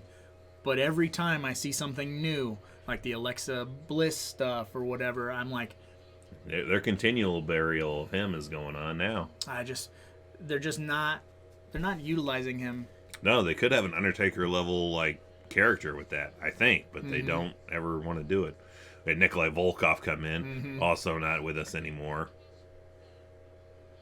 I never really quite understood Nikolai Volkov as a talent. I'm sure he was a tough guy. As a talent, yeah. Yeah, but I'm just like, because I mean, after this, like a year from this time frame, or 2 years from this time frame, he'll join Ted DiBiase's $1 million corporation and be like a fucking thug in that group for Another a while. enforcer for a while. Yeah. Yeah, and I'm just like his big heyday was Cold War time frame, wrestling with Hulk Hogan. Mm-hmm. But even there weren't great matches. I've never really been like, Nikolai. Right. And it's like, Nikolai. Yep. Like, well, there he is. And there goes Nikolai. Yeah. Didn't make it. He's got that 1950s wrestler body, too. Mm-hmm. Yep. That big old, like a fucking beer keg. Yeah, not really muscular in any sense of the word. Which like is a what circus performer type of look, which is with the most respect ever. Yeah, well, I think when you say circus performer, you like those the shooters, those stretchers, those guys that would just submit, wrestle, beat the hell out of you, like Or the Stu guys Hart. Or the guys that would like get shot with a cannon, like a big thick, a big thick. Yeah. What's the word Remix uses all the time? Thruck. A thruck guy, which that's a weird word. I would picture Nikolai as that guy. Like, if you can make it 5 minutes in a fight with me, you win $100, and no one ever does. Big Boss Man. Oh, I used to fucking love the Big Boss Man. Dude, also not with us anymore. Yeah, he had a cool gimmick, and he was not bad on a microphone. And wasn't bad. I loved his fucking super fast punches. I was just a big fan of the Big Boss Man. I loved his music. And he wasn't old when he passed away either. That was one of those things, man. Another guy that them demons got the better of him. Like, bam, big shot right there. Yeah, he was always rad. He was always starting shit backstage. I liked his feud with Nails, the fucking convict Nails. The pepper spray and stuff. I feel like I remember pepper spray from the back in the day. Yeah, you just got dumped out of the ring. Repo Man's out. He's got to go steal something. Steal someone's popcorn. Best feud Boss Man I think had was with the Mountie a year before this at SummerSlam, where they had the jailhouse match where loser had to spend the night in the New York County Jail. I don't remember that. SummerSlam '91 right here. I have that on disc as well. If that ever comes up as a commentary to do, is Boss Man beats Mountie. They take him to jail, and they keep intercutting throughout the pay-per-view to the Mountie in his fucking wardrobe in jail. Bunch of criminals in there giving him a hard time. There's literally a dude that goes up and goes, "Don't you love the way leather feels against your body?" Wow. Okay. Alrighty then. Oh. Shawnee Sean? Bulldog is out. Oh, Bulldog's out. I thought Sean went out. Nope, Sean's still hanging on for now. We got Sean, El Matador, Boss Man, Barbarian. Valentine. Greg Valentine is out. Valentine. One half of Rhythm and Blues. There go Tito and Sean. Whoop. Double drop. Ric Flair's fucking hanging on, dude. Here we got Hercules Hernandez. That's a big dude. One half of Power and Glory. Or as Hawk called him, sour and gory. Oh. Taking it to the body. Herc is totally a dude that's like would be blown up in 8 seconds. I was never a huge Hercules fan either, and he hung on for a good long while.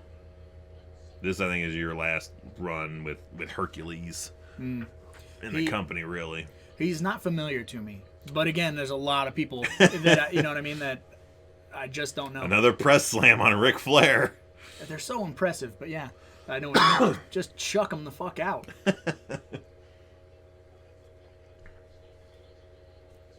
Oh. Yeah, Herc was a bad guy, then became a good guy, and then a bad guy again. Uh-oh. And Barbarian eliminated. Wow. And Hercules eliminated. Boss Man, hang on. Boss Man hangs in there. Boss Man's going to win the whole thing. And now it's you and me, Flair. My money's on Boss Man. Another match I would love to have seen. Like, they do a great job of setting up it'd be a great fucking feud with Boss Man and Ric Flair. Mm-hmm. Flair's been in there so long. It's like they're... And again, I have no frame of reference. I don't know how this ends. I didn't look anything up. Oh! So... Yeah, he fucked that up. He was like, supposed to go all the way over, and he had to fucking push that last second to get his foot out to eliminate himself.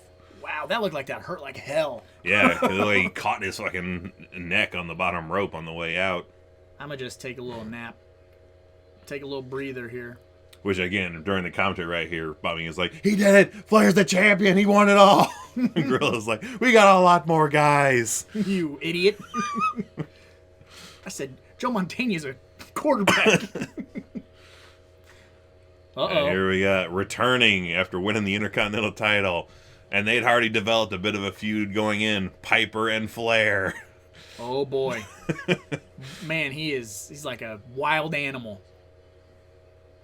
Yes, he is. And there's some just... Piper's going to fucking town. Give him the old watch out ya. Bam! Big old knee lift. Mm-hmm. Oh, he's out. No, he didn't go over the top rope. Oh, that's... Okay. It's over the top rope and out. Yep, that is the rule. My bad. Yes, yes. Middle rope is all legal. Which is insanity. All right. Get back Bam. in there. Oh. Chop. Give you one of your chops. I didn't. That did nothing. He didn't sell that at all. He was like, what are you doing? What the fuck is this shit? Yeah. Here, The old 1-2-10s. here I think is if he does it, it's one of my favorite Roddy maneuvers. Yeah, right here. Favorite Roddy move right here. Miss. Poke. Ah! Flair is selling that real well. Yeah, he's just Taking good bumps. Getting the shit beat out of him. Probably the last time I've seen this effectively used, the airplane spin. He doesn't know where he's at. That's shit for Ninja Turtles too. And a sleeper hold. Bringing it back because he won the title with it. So That's literally what Heenan is saying right there. He's like, he just won the Intercontinental title with that move earlier tonight. He's putting Flair to sleep. He's choking the life out of him. he gone.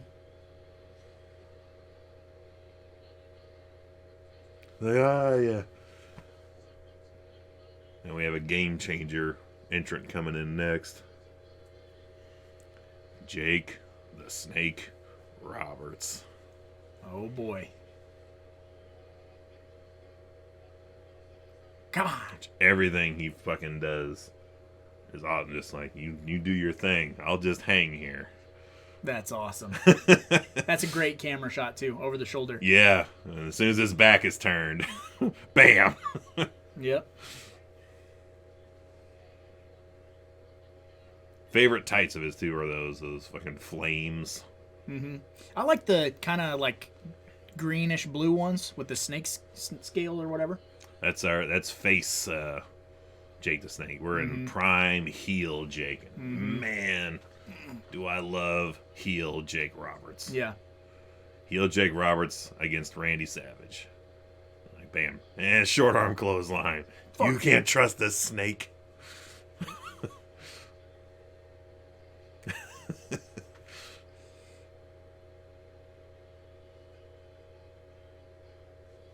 Which they make a point later, because this is also balls deep in the Jake Savage feud. So everyone's make a Waiting. point to watch. Like, when's Savage coming out? Right. When's he coming out to take his revenge on Jake Roberts? And the figure four locked in on the Snake Man and holding the ropes for extra leverage. Ah. I kicked you in the ass. It didn't work. Nothing worked. Ah! Wide open. Boom. Nice. Chop on Jake. Chops all around. There's no friends here tonight. It's a triangle of chops. Whoa. Oh, you can throw your ass out. Whoop, whoop, whoop, whoop. And all this after Roddy's already had a match tonight. Mm-hmm. There we have his fucking doppelganger from Hacksaw Jim Duggan. Oh, baby. My dad was a massive Hacksaw fan. I mean, my dad was, my dad drank beer and was a big bearded dude and built stuff. So he's like, that guy has a 2x4. That's cool, He's simple-minded. Yeah. I like him. I like a simple-minded brute. I can't... Every time I see Hacksaw now, I always remember this story Terry Taylor told that... Triple T. Yeah, Terry Triple Taylor. T, a.k.a. the Red Rooster. That Duggan had checked into a hotel, was up in his room, and Owen Hart was in the lobby and knew that he had checked in where he went into and was hanging out in the lobby of this hotel. Duggan calls down to the lobby and asking where Jim is. And the guy, the lobby guy's like, oh, I'll go get the phone book, because you got to do that back in the day. Mm-hmm. I'll go find you one. Owen takes the phone when it's clear no one's there. And he goes, you don't need no Jim, you fat bastard. It's like, you want me to tell you where the Haagen-Dazs place is instead? And Doug's like, I'm like, you don't scare me. And like, hangs up the phone. Lobby guy comes back and is like, well, I guess someone took care of that. The phone's hung up, whatever. Oh, my. To an angry Jim Duggan coming out ready to rip this lobby guy's head off. And then Owen's just sitting there just laughing, waiting for him to realize, Owen, you son of a bitch. That's amazing. I'm just picturing going, you don't need to go to no gym, you fat slob. I'm gonna keep changing who I think's gonna win, because every person I'm like they're gonna take it keeps getting eliminated. Here we have Bray Wyatt's dad, Erwin R. Shyster, otherwise known as IRS. Looking like Chris Maloney from Law and Order SVU. The tax man himself. The lamest promo in maybe ever. But it worked for him. Yeah, like a little adding machine. I think for a while they tried using that as his music of like a fucking... Yeah, I think I might remember that. It was Maybe. short. It was short-lived. I don't remember him really having any music before he Was really... it Money? Like doom doom doom, kind of like a riff on the song Money. Well, when he ended up teaming with Ted DiBiase and joining his corporation, then yeah, he just used the $1 Million Man's theme. Mm-hmm. When he's doing his solo work here, he either had like that typewriter type sound or he had no music. They don't think very highly of you if you have no music. I don't know what the fuck music you would give a guy that's a tax man, though. I don't know. I can definitely understand Vince McMahon making a tax man a villain. Yeah. He just wants money from me. What's a bad guy? Mike Rotundo. That's his name? Mike Rotundo. Which he ended up going to WCW. Kind of the same gimmick, but his name over there, VK Wall Street. I don't remember that. Wore like a singlet with money signs on it. Man. Like a Psycho Sid singlet. Kind of more like King Kong Bundy. Looking like a busted condom. As lame as it was, though, I kind of enjoyed watching shyster matches. I thought they were pretty technically sound. And I love every time someone would grab his fucking tie and fucking beat him while holding onto his tie.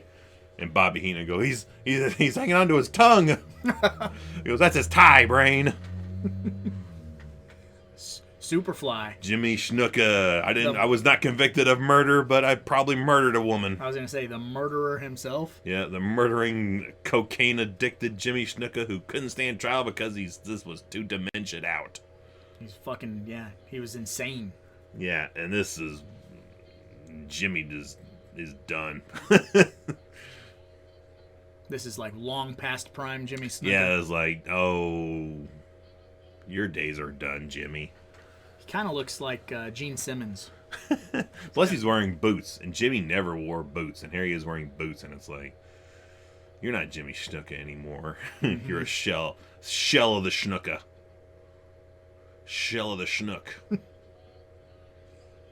That really sucks, because, every time I think of Superfly, I think of Mick Foley telling the story of like going and seeing him jump Seeing off the him- cage. Seeing him jump off the cage against Don Morocco. And then like that being the driving force for Mick Foley even wanting to become a wrestler. And so it sucks. You know? Well, his daughter wrestles now, Tamina, and she tries to do the Superfly finisher, but she just, I mean, she looks horrible when she like jumps because she doesn't fucking get air. She kind of looks like how like a dude they brought in who doesn't know how to do it would try to do it. Right. Like it doesn't look. Impressive. No. There's no like hang time. No, it looks like it's more of a fall than it is a jump. It's Yeah. like, but she keeps doing it. I'm like, you don't do the Superfly jump well. Stop it. Do Yeah. anything else. Get your own thing. Do the double leapfrog chop, maneuver that he used to do. That is better than the shit Tamina tries doing. I did not know. There he is. Jake's looking for fucking. Who is it? Is it Savage? Is it Savage? No. Uh-oh. It's heel still. Undertaker. Former WWF champion for a couple of days. You're 2 years into his career. Really? 2 years into that 30-year career. He's got 28 years to go after this night. Oh my God. You can tell when you look at him, he's got just like some stubble for a beard, just some tattoos like on his forearms. He's gonna come in and fuck shit up though, because he's the Taker, dude. He's the dead man. He's so fucking awesome. Goes right after Jimmy, and bam, Jimmy is fucking gone. Boom. Ah! Yeah, there's just such a like I love that cell from Rick. It was, ah! yeah.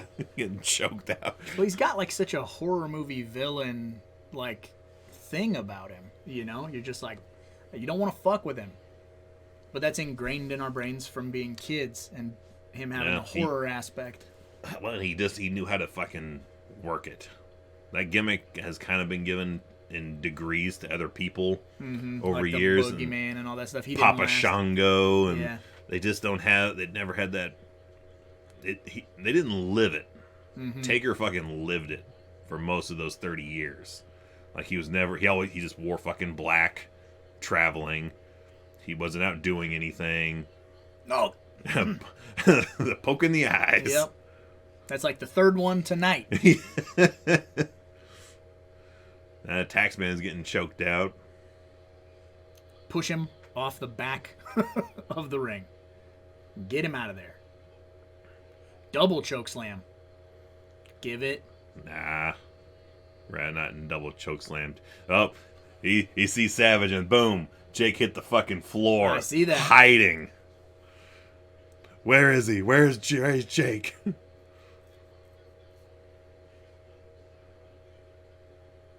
And I always prefer this look for Randy Savage over like The Slim Jim era.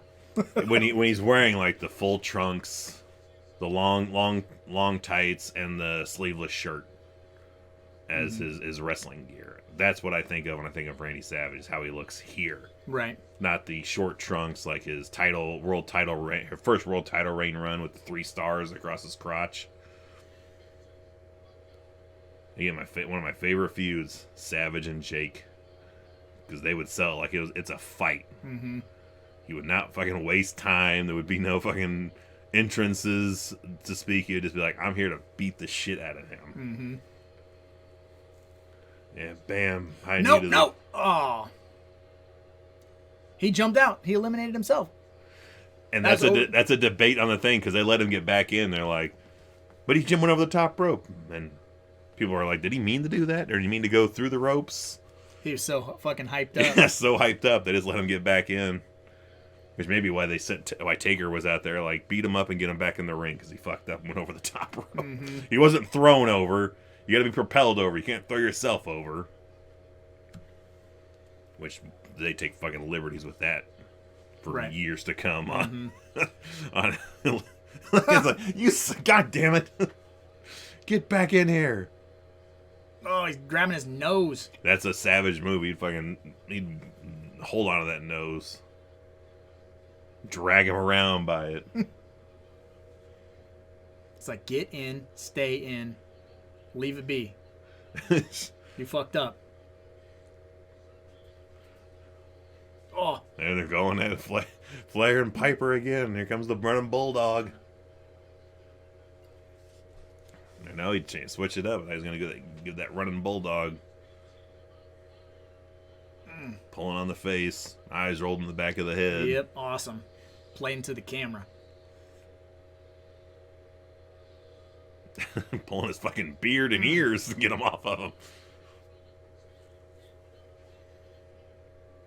You can't stop the Taker. And bam. Mm-mm. Look at that baby face Taker. Sorry to tell you this, Hacksaw, but it's over.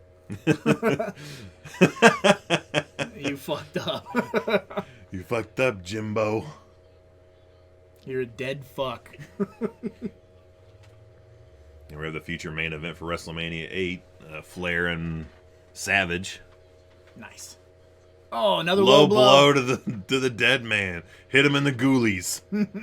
Rocked his ghoulies. They'll get you in the end.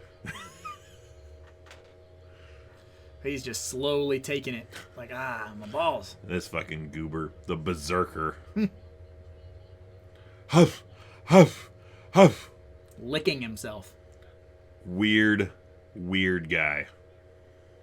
One of those big, strong, like, powerlifting Minnesota guys, though, so... Never, ever heard of this fella in my life. So. Did not have a long WWF career. He's trying to help him. I think within a year from now, he'll be feuding with The Undertaker, and they have this...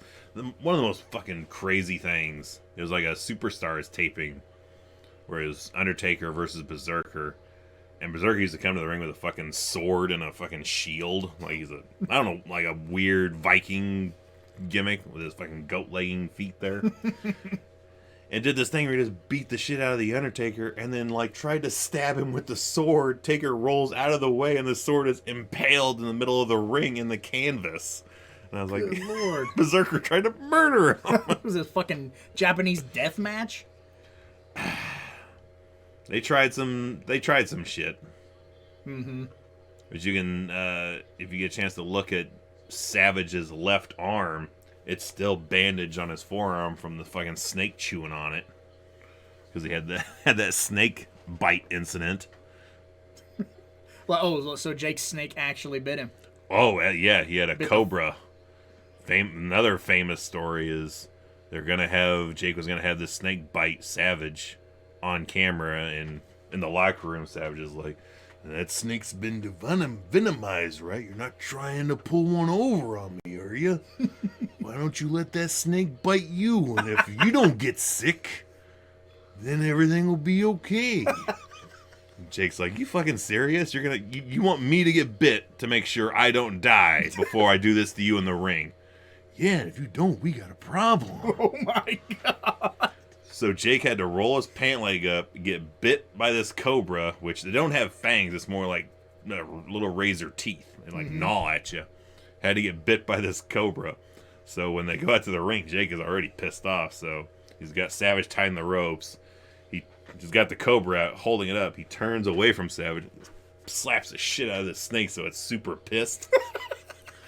Turns back, and this thing is just gnawing on Savage's arm. Oh my God. And he's trying to pull it off, and it won't come off. Like It's locked on. It's like 2 minutes of trying to get this snake off of Savage's forearm. Jesus. And there's like children screaming and crying in the audience.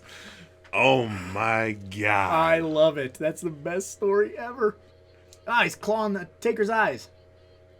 Oh, yeah. And we got Virgil in there. Infamous Virgil. Your favorite. I know you're a giant Virgil advocate. I love Scott Hall just fucking ridiculing him. All these pictures you got on this table here, are any of them of just you, or are you getting your ass kicked in all of these pictures? Scott Hall rules. Just saying. I'm so glad he straightened the fuck up, dude. Yeah. Because I'd hate that to be another tragedy story, but I love hearing some of his bits where fucking a dude's like all nervous getting ready to go out to the ring, and Scott walks by and goes, "You're actually wearing that out there, are you?" And famously doing that. That's a great finisher you got there. I can't wait to kick out of it. That will live forever between the two of us. That's fucking top notch. You might have to say that when Tapehead slams you. And like him and Nash were both kayfabing when they were in WCW that they were still getting paid by WWE to the rest of the boys. Like, I'm getting paid by both companies right now. I made $300,000 this year. Jesus. They're not. Total bullshitting, but they're telling them this. And they're buying it. Uh-oh. The fucking Iron Sheik, a.k.a. Colonel Mustafa. He will fuck you in your ass and make you humble. Yeah, jabroni. You jabroni bitch. Dude, you don't do Twitter, but if you follow the Iron Sheik on Twitter... I've seen, like, screenshots of Bro, his. he goes after everybody. It's awesome. He went after that fucking Jake Paul or whatever. It's like, fuck you in your ass and make you humble. Good God. Yeah, Sheik is he's a character. Yeah, he's something else. See, I always do him as like this, like as a second, like fiddle to Sergeant Slaughter in their thing they had in 1991. So I never thought much of the Sheik, and learning throughout the years, like, oh, Sheik was the champion at one point. Yeah, weird. Yeah, it's kind of a weird guy to put all your chips on. You know what I mean? They didn't really, because they had Bob Backlund as their champion, dropped it to Sheik, basically just so Sheik could drop it to Hogan. Backlund is one of those guys, when I was a kid, I didn't appreciate or respect. I always kind of hated Bob Backlund. The older I've gotten, the more I've realized that he has a tremendous talent. Like, he is actually a good wrestler. He was a fucking awesome wrestler. He has one of the longest showings in the 93 Rumble for lasting damn near the entire event, and they booed the shit out when he got eliminated because he just did so awesome. I loved his psychotic gimmick that he just fucking stumbled upon like later that year. Like, that was great that he just fucking ran with forevermore, just being this like self-righteous crazy person. I don't know what it was about him when I was a kid. Well, he was bland to look at. There ain't nothing really. Yeah, it was another blue trunk kind of guy. Yeah, blue trunk, short fucking little boots. No music. I mean, real, like, pasty, not like a buff dude. Yeah, it looked like anything. Opie, which Bobby Heenan's like, Opie, come to the ring here. But he could wrestle his ass off. So, the more into the actual, like, appreciation of wrestling I got, the more I was like, that guy's legit. And you got all these other guys who are just power move guys. Like Hacksaw Jim Duggan. Yeah. Flair is still going strong. This is triple. Still going strong. Up to this point, the guy he's with there in the hot pink. Sheik is gone. That's Rick Martel. The current, at this point in time, record holder for like a 47-minute long Royal Rumble match in 1991. 91, I want to say. Used to be tag champions with Tito Santana. Had a model, Rick the Model Martel gimmick. I liked his feud with Jake Roberts. Fucking Virgil. Piper's still going strong. I mean, Piper's in there. Savage, Taker, Hacksaw fucking posing. Poor Irwin wearing this fucking, wearing so much clothes and getting so sweaty in there. It'd be hell, like, wear these slacks, a button shirt, tie, suspenders. Well, he'll go out soon. I think he's eliminated by the tie too when he does go. Oh, like someone's like yanking on the tie to pull him out. Now who do we got coming next? It's the Immortal One, brother. Hulkamania lives, dude. I don't even know what number we're at, but we gotta be. You're in the mid to high 20s because that's what the preferential treatment Hogan and Taker got. I believe the 30th entrant is the Warlord. So when we see the Warlord come out, that's when you know there's no more entrants on their way. Sid is still to come. Sergeant Slaughter is still to come. Sid's taking the whole thing home, baby. Psycho Sid. He's the Royal Rumble champion. I will be world champion. Because I rule the world. That kick didn't even touch him. Get out of here with your fucking Grizzly Adams ass. Yeah, he's kind of going for a Bruiser Brody look and style. Mm-hmm. But here comes the Undertaker getting eliminated. No! On his feet, though. Yep. And Berserker's gone as well. The Hulkster, baby. And ripping the shirt off. Photo op.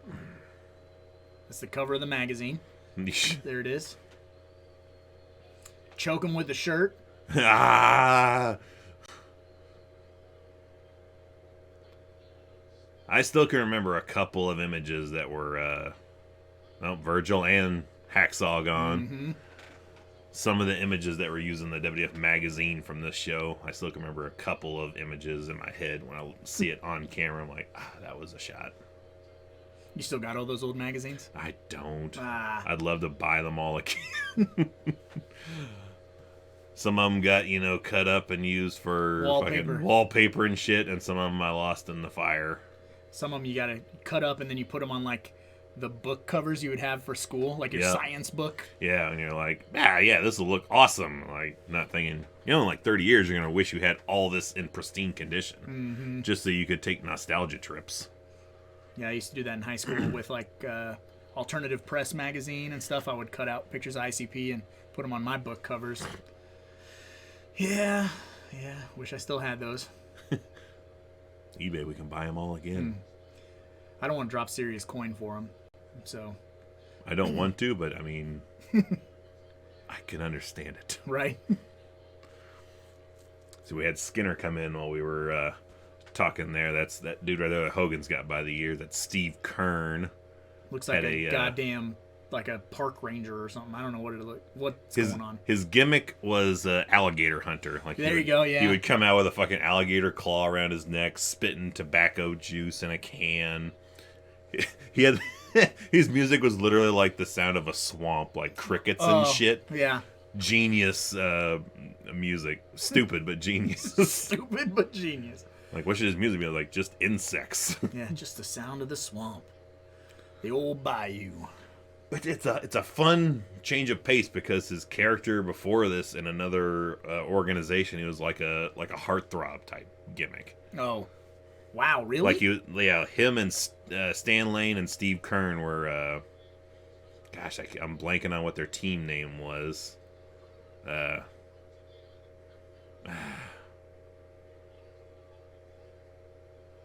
He does not strike me as a heartthrob. Well, they were heels, but that was still their gimmick. Gotcha. It was like good-looking guys. Okay. My impulses keep saying the Heavenly Bodies, but that was a different team. That was Jimmy Del Rey and Dr. Tom Pritchard. Sergeant Slaughter. We got Sarge, the Chin. Got a big old fucking melon.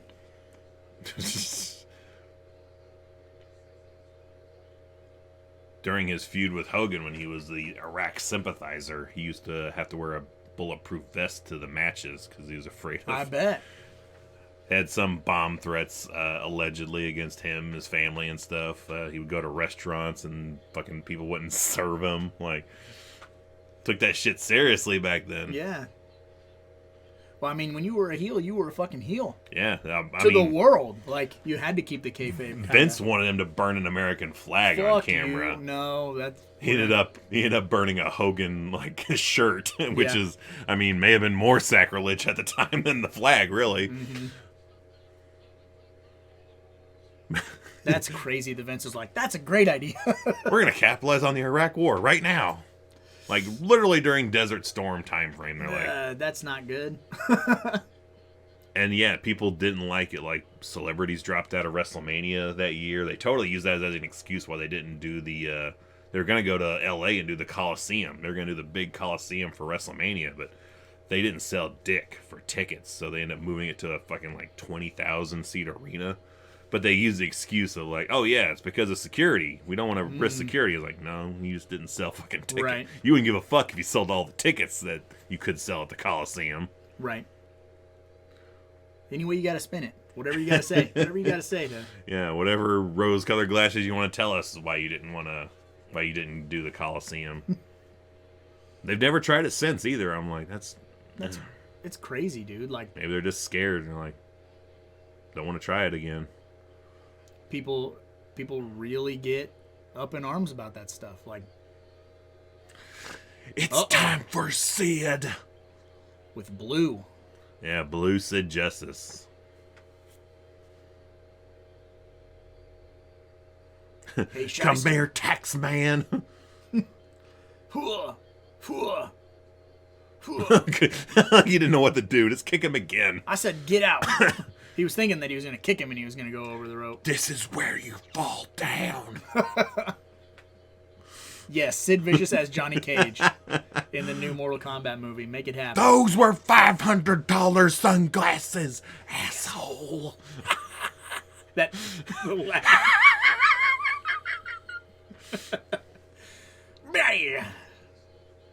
He's so sweaty and baby oily. Baby oil, get out of here. That was a great Andre. I knew what that was.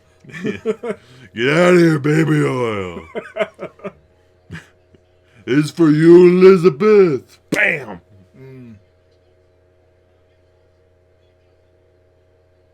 Flair does not win this. There's no way Flair wins this. What's even more odd is how Hogan is not soaking wet yet. Because, man, he used to be looking like he came out the fucking shower 8 minutes into a match. Oh, yeah.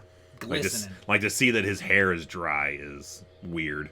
Maybe they got the air up real high in there. It's nice and cool. Yeah. Sid's trying to throw him out, and he's like, I don't get thrown out by you. I refuse to be eliminated. He just did a nip up. Not today, nature boy.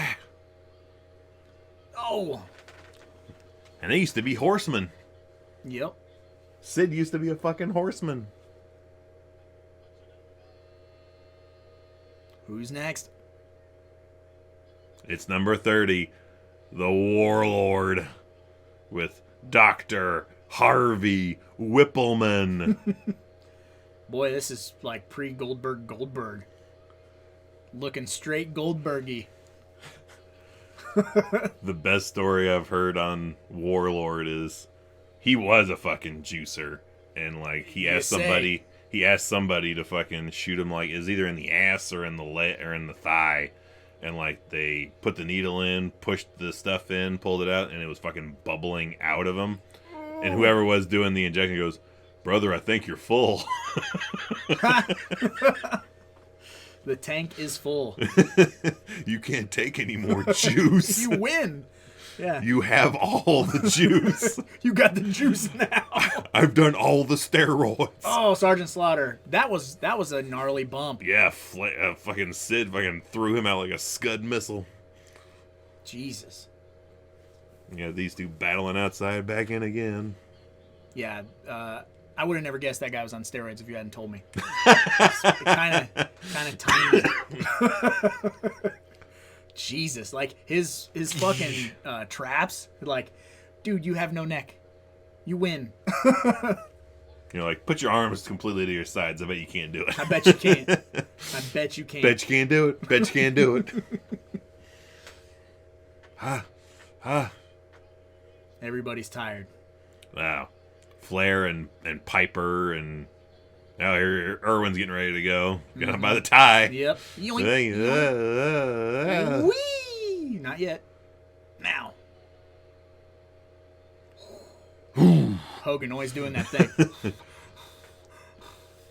That's when you knew you were in trouble. Yep. Because like, oh fuck. done started the what's the fucking line from Friday the 13th? You open the choke on a whoop ass machine, boy. Yep. Here comes Warlord gone. Get out of here, you fucking Ay. tiny little man. Looking fat, Warlord. I remember my first beer. Better pump those steroids up. Those are rookie numbers. God, he's gigantic, though. That's, like, I don't even know who that guy is. What did he go on to do? Like, did he ever change gimmicks? No, he was the guy that was teaming with the Barbarian to be the Road Warriors ripoffs, but no, he was pretty much... We lost Piper. Terry Sapinski, I think is his name. It was funny because Hogan's fucking name is Terry. 2 Terrys. So we're down to 4. Hogan, Flair, Savage, Sid. Sid Vicious wins it all. No, it's a Hogan. Hogan has to win. Oh, knee drop and Savage is gone. Get out of here. We're down to 3. Chop. Ric Flair. Chop. Uh-oh. But you said this is Ric Flair, like, becoming into the WWF. Like, this is before everyone knew who he was. So I could see him winning. But he's been here forever. He's been at the beginning. He's came in number 3 and blah. What do I do? What do I do? Throw out Hulk Hogan. What? Eliminates Hogan. And this is where they fuck with the audio because everyone, you look at the crowd, they're cheering. They're like done with Hogan. But they adjust the audio in the home videos to be like booing. Really? Because they're like, they still wanting him to be the face. Yeah, he's still the face. You don't boo Hogan.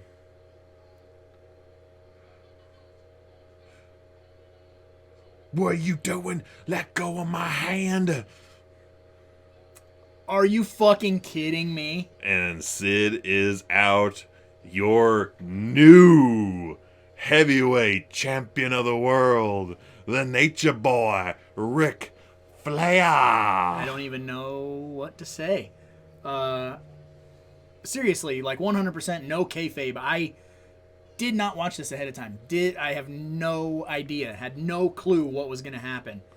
And like I just said right before all this shit happened, I was like, yay, you did hint that they were building him, so he maybe could have won, but I was like, there's no way, because he'd been in since 3. Like, and even Gorilla says that multiple times on commentary. No one ever in the history of the Royal Rumble has drawn numbers 1 through 5. Been there at the end. Uh-oh. So setting up a new... This is where things are fucking confusing. Because, yeah, if you look at it here, they're setting up, okay, this is the next feud. Hogan against Sid for Mania, the next show. What they end up doing is they go to a press conference where I still remember this. I wish I was like, I want to call. They had a hotline set up where they had 5 contenders. Who do you want Ric Flair to face at WrestleMania? Savage, Hogan, Sid, Piper, or Undertaker. Pick one of these guys by calling this 900 number, and that'll be the main event for WrestleMania. Flair defends against whoever they pick. And they did the press conference. Jack Tunney announces, Hulk Hogan! And they have at the press conference Sid stand up like it's going to be him. He plays off that he's pissed, chewing out Hogan, like, you couldn't beat Ric Flair on your best day. But they announce it's Hogan versus Flair. So after that, they go to a Saturday night's main event where it's going to be Sid is patched up with Hogan, Hogan and Sid versus Taker and Flair. That match happens. Sid turns his back on Hogan and goes full heel. Leaves Hogan in the ring to face a 2-on-1. That's when, for some reason, things completely change. And they say, okay, now Hogan wants to face Sid. Sid will face Hogan at Mania. And instead, now Macho Man Randy Savage will take on Ric Flair. And it's confusing because I've heard some people like Dave Meltzer, one of the big insider guys, say it was always the plan for Hogan to battle Sid. Like, why'd they take these weird detours where they said it was going to be Hogan and Flair, then change it? It's weird. So it's like, I'm super confused on what was supposed to go down and what ended up going down. I kill you. Yeah, that's crazy, dude. I had no fucking idea.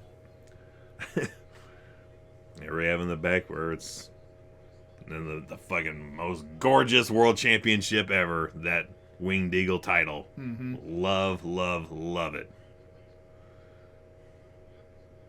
Tunney, dead. Mean Gene, dead. Bobby, dead. Perfect, dead. Ric Flair. Is the only man left standing in this entire group of people. With millions of miles on his body.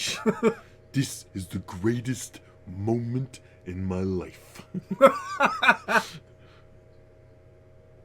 The only way you get to stay number one is to be number one. And this is the only title in the wrestling world that makes you number one. He did not blink at all. I'm freaking out of looking at him not blinking. It's tripping me out. Woo! The brain. Woo! Woo! Woo! Let's do my big one. Woo! Woo! You might have seen this a couple times. I may have seen this a lot of times. Well, I'm glad I got I am no bullshitting when I said this is one of the top, at least top 3 Rumbles of all time. When they did Bobby Heenan's retrospective DVD, they put the entire Rumble match that he does commentary over in his highlight reel. Damn. It is that good of a match. It is that good of a commentary job. Put that cigarette out. Oh, Love that by Mean Gene. Get ready to just yells at somebody off camera. Put that cigarette out. To the Pipers and the Sids. Pay homage to the man. Woo! Good Lord, he's fired up. I love it. And man, he literally only had that championship from January to April, but it felt like forever he was champion. I couldn't wait for him to lose it. I miss this too for pay-per-views. They do a fucking highlight reel. We get fucking screen caps of the whole nights. They do this at the end of every UFC where they go through and so like UFC is the new WWE. They took all these cues and they're like, that's how we do this. Mm-hmm. I love it. Well, that was fucking amazing.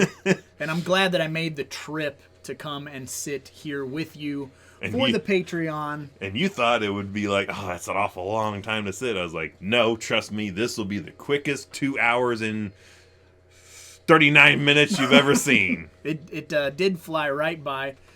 So hopefully you stuck it out with us. You listened to our ramblings. Hopefully none of you are mad at me for not knowing who the fuck half of these people are, but this is the Wrestling Encyclopedia. I just work here. It's my job to know this shit. It is my job to live this shit. This is in my blood. It's in my DNA. This is my shit.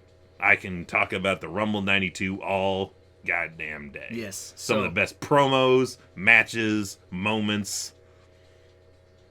It's good shit, dude. It was Yes, really it is. good. It was fun. And I hope you guys enjoyed watching it with us. And yeah, on that note, I suppose we should probably get going because, after all, it's a lot of movies out there and somebody's got to watch them. So why not us, right? Woo! Woo!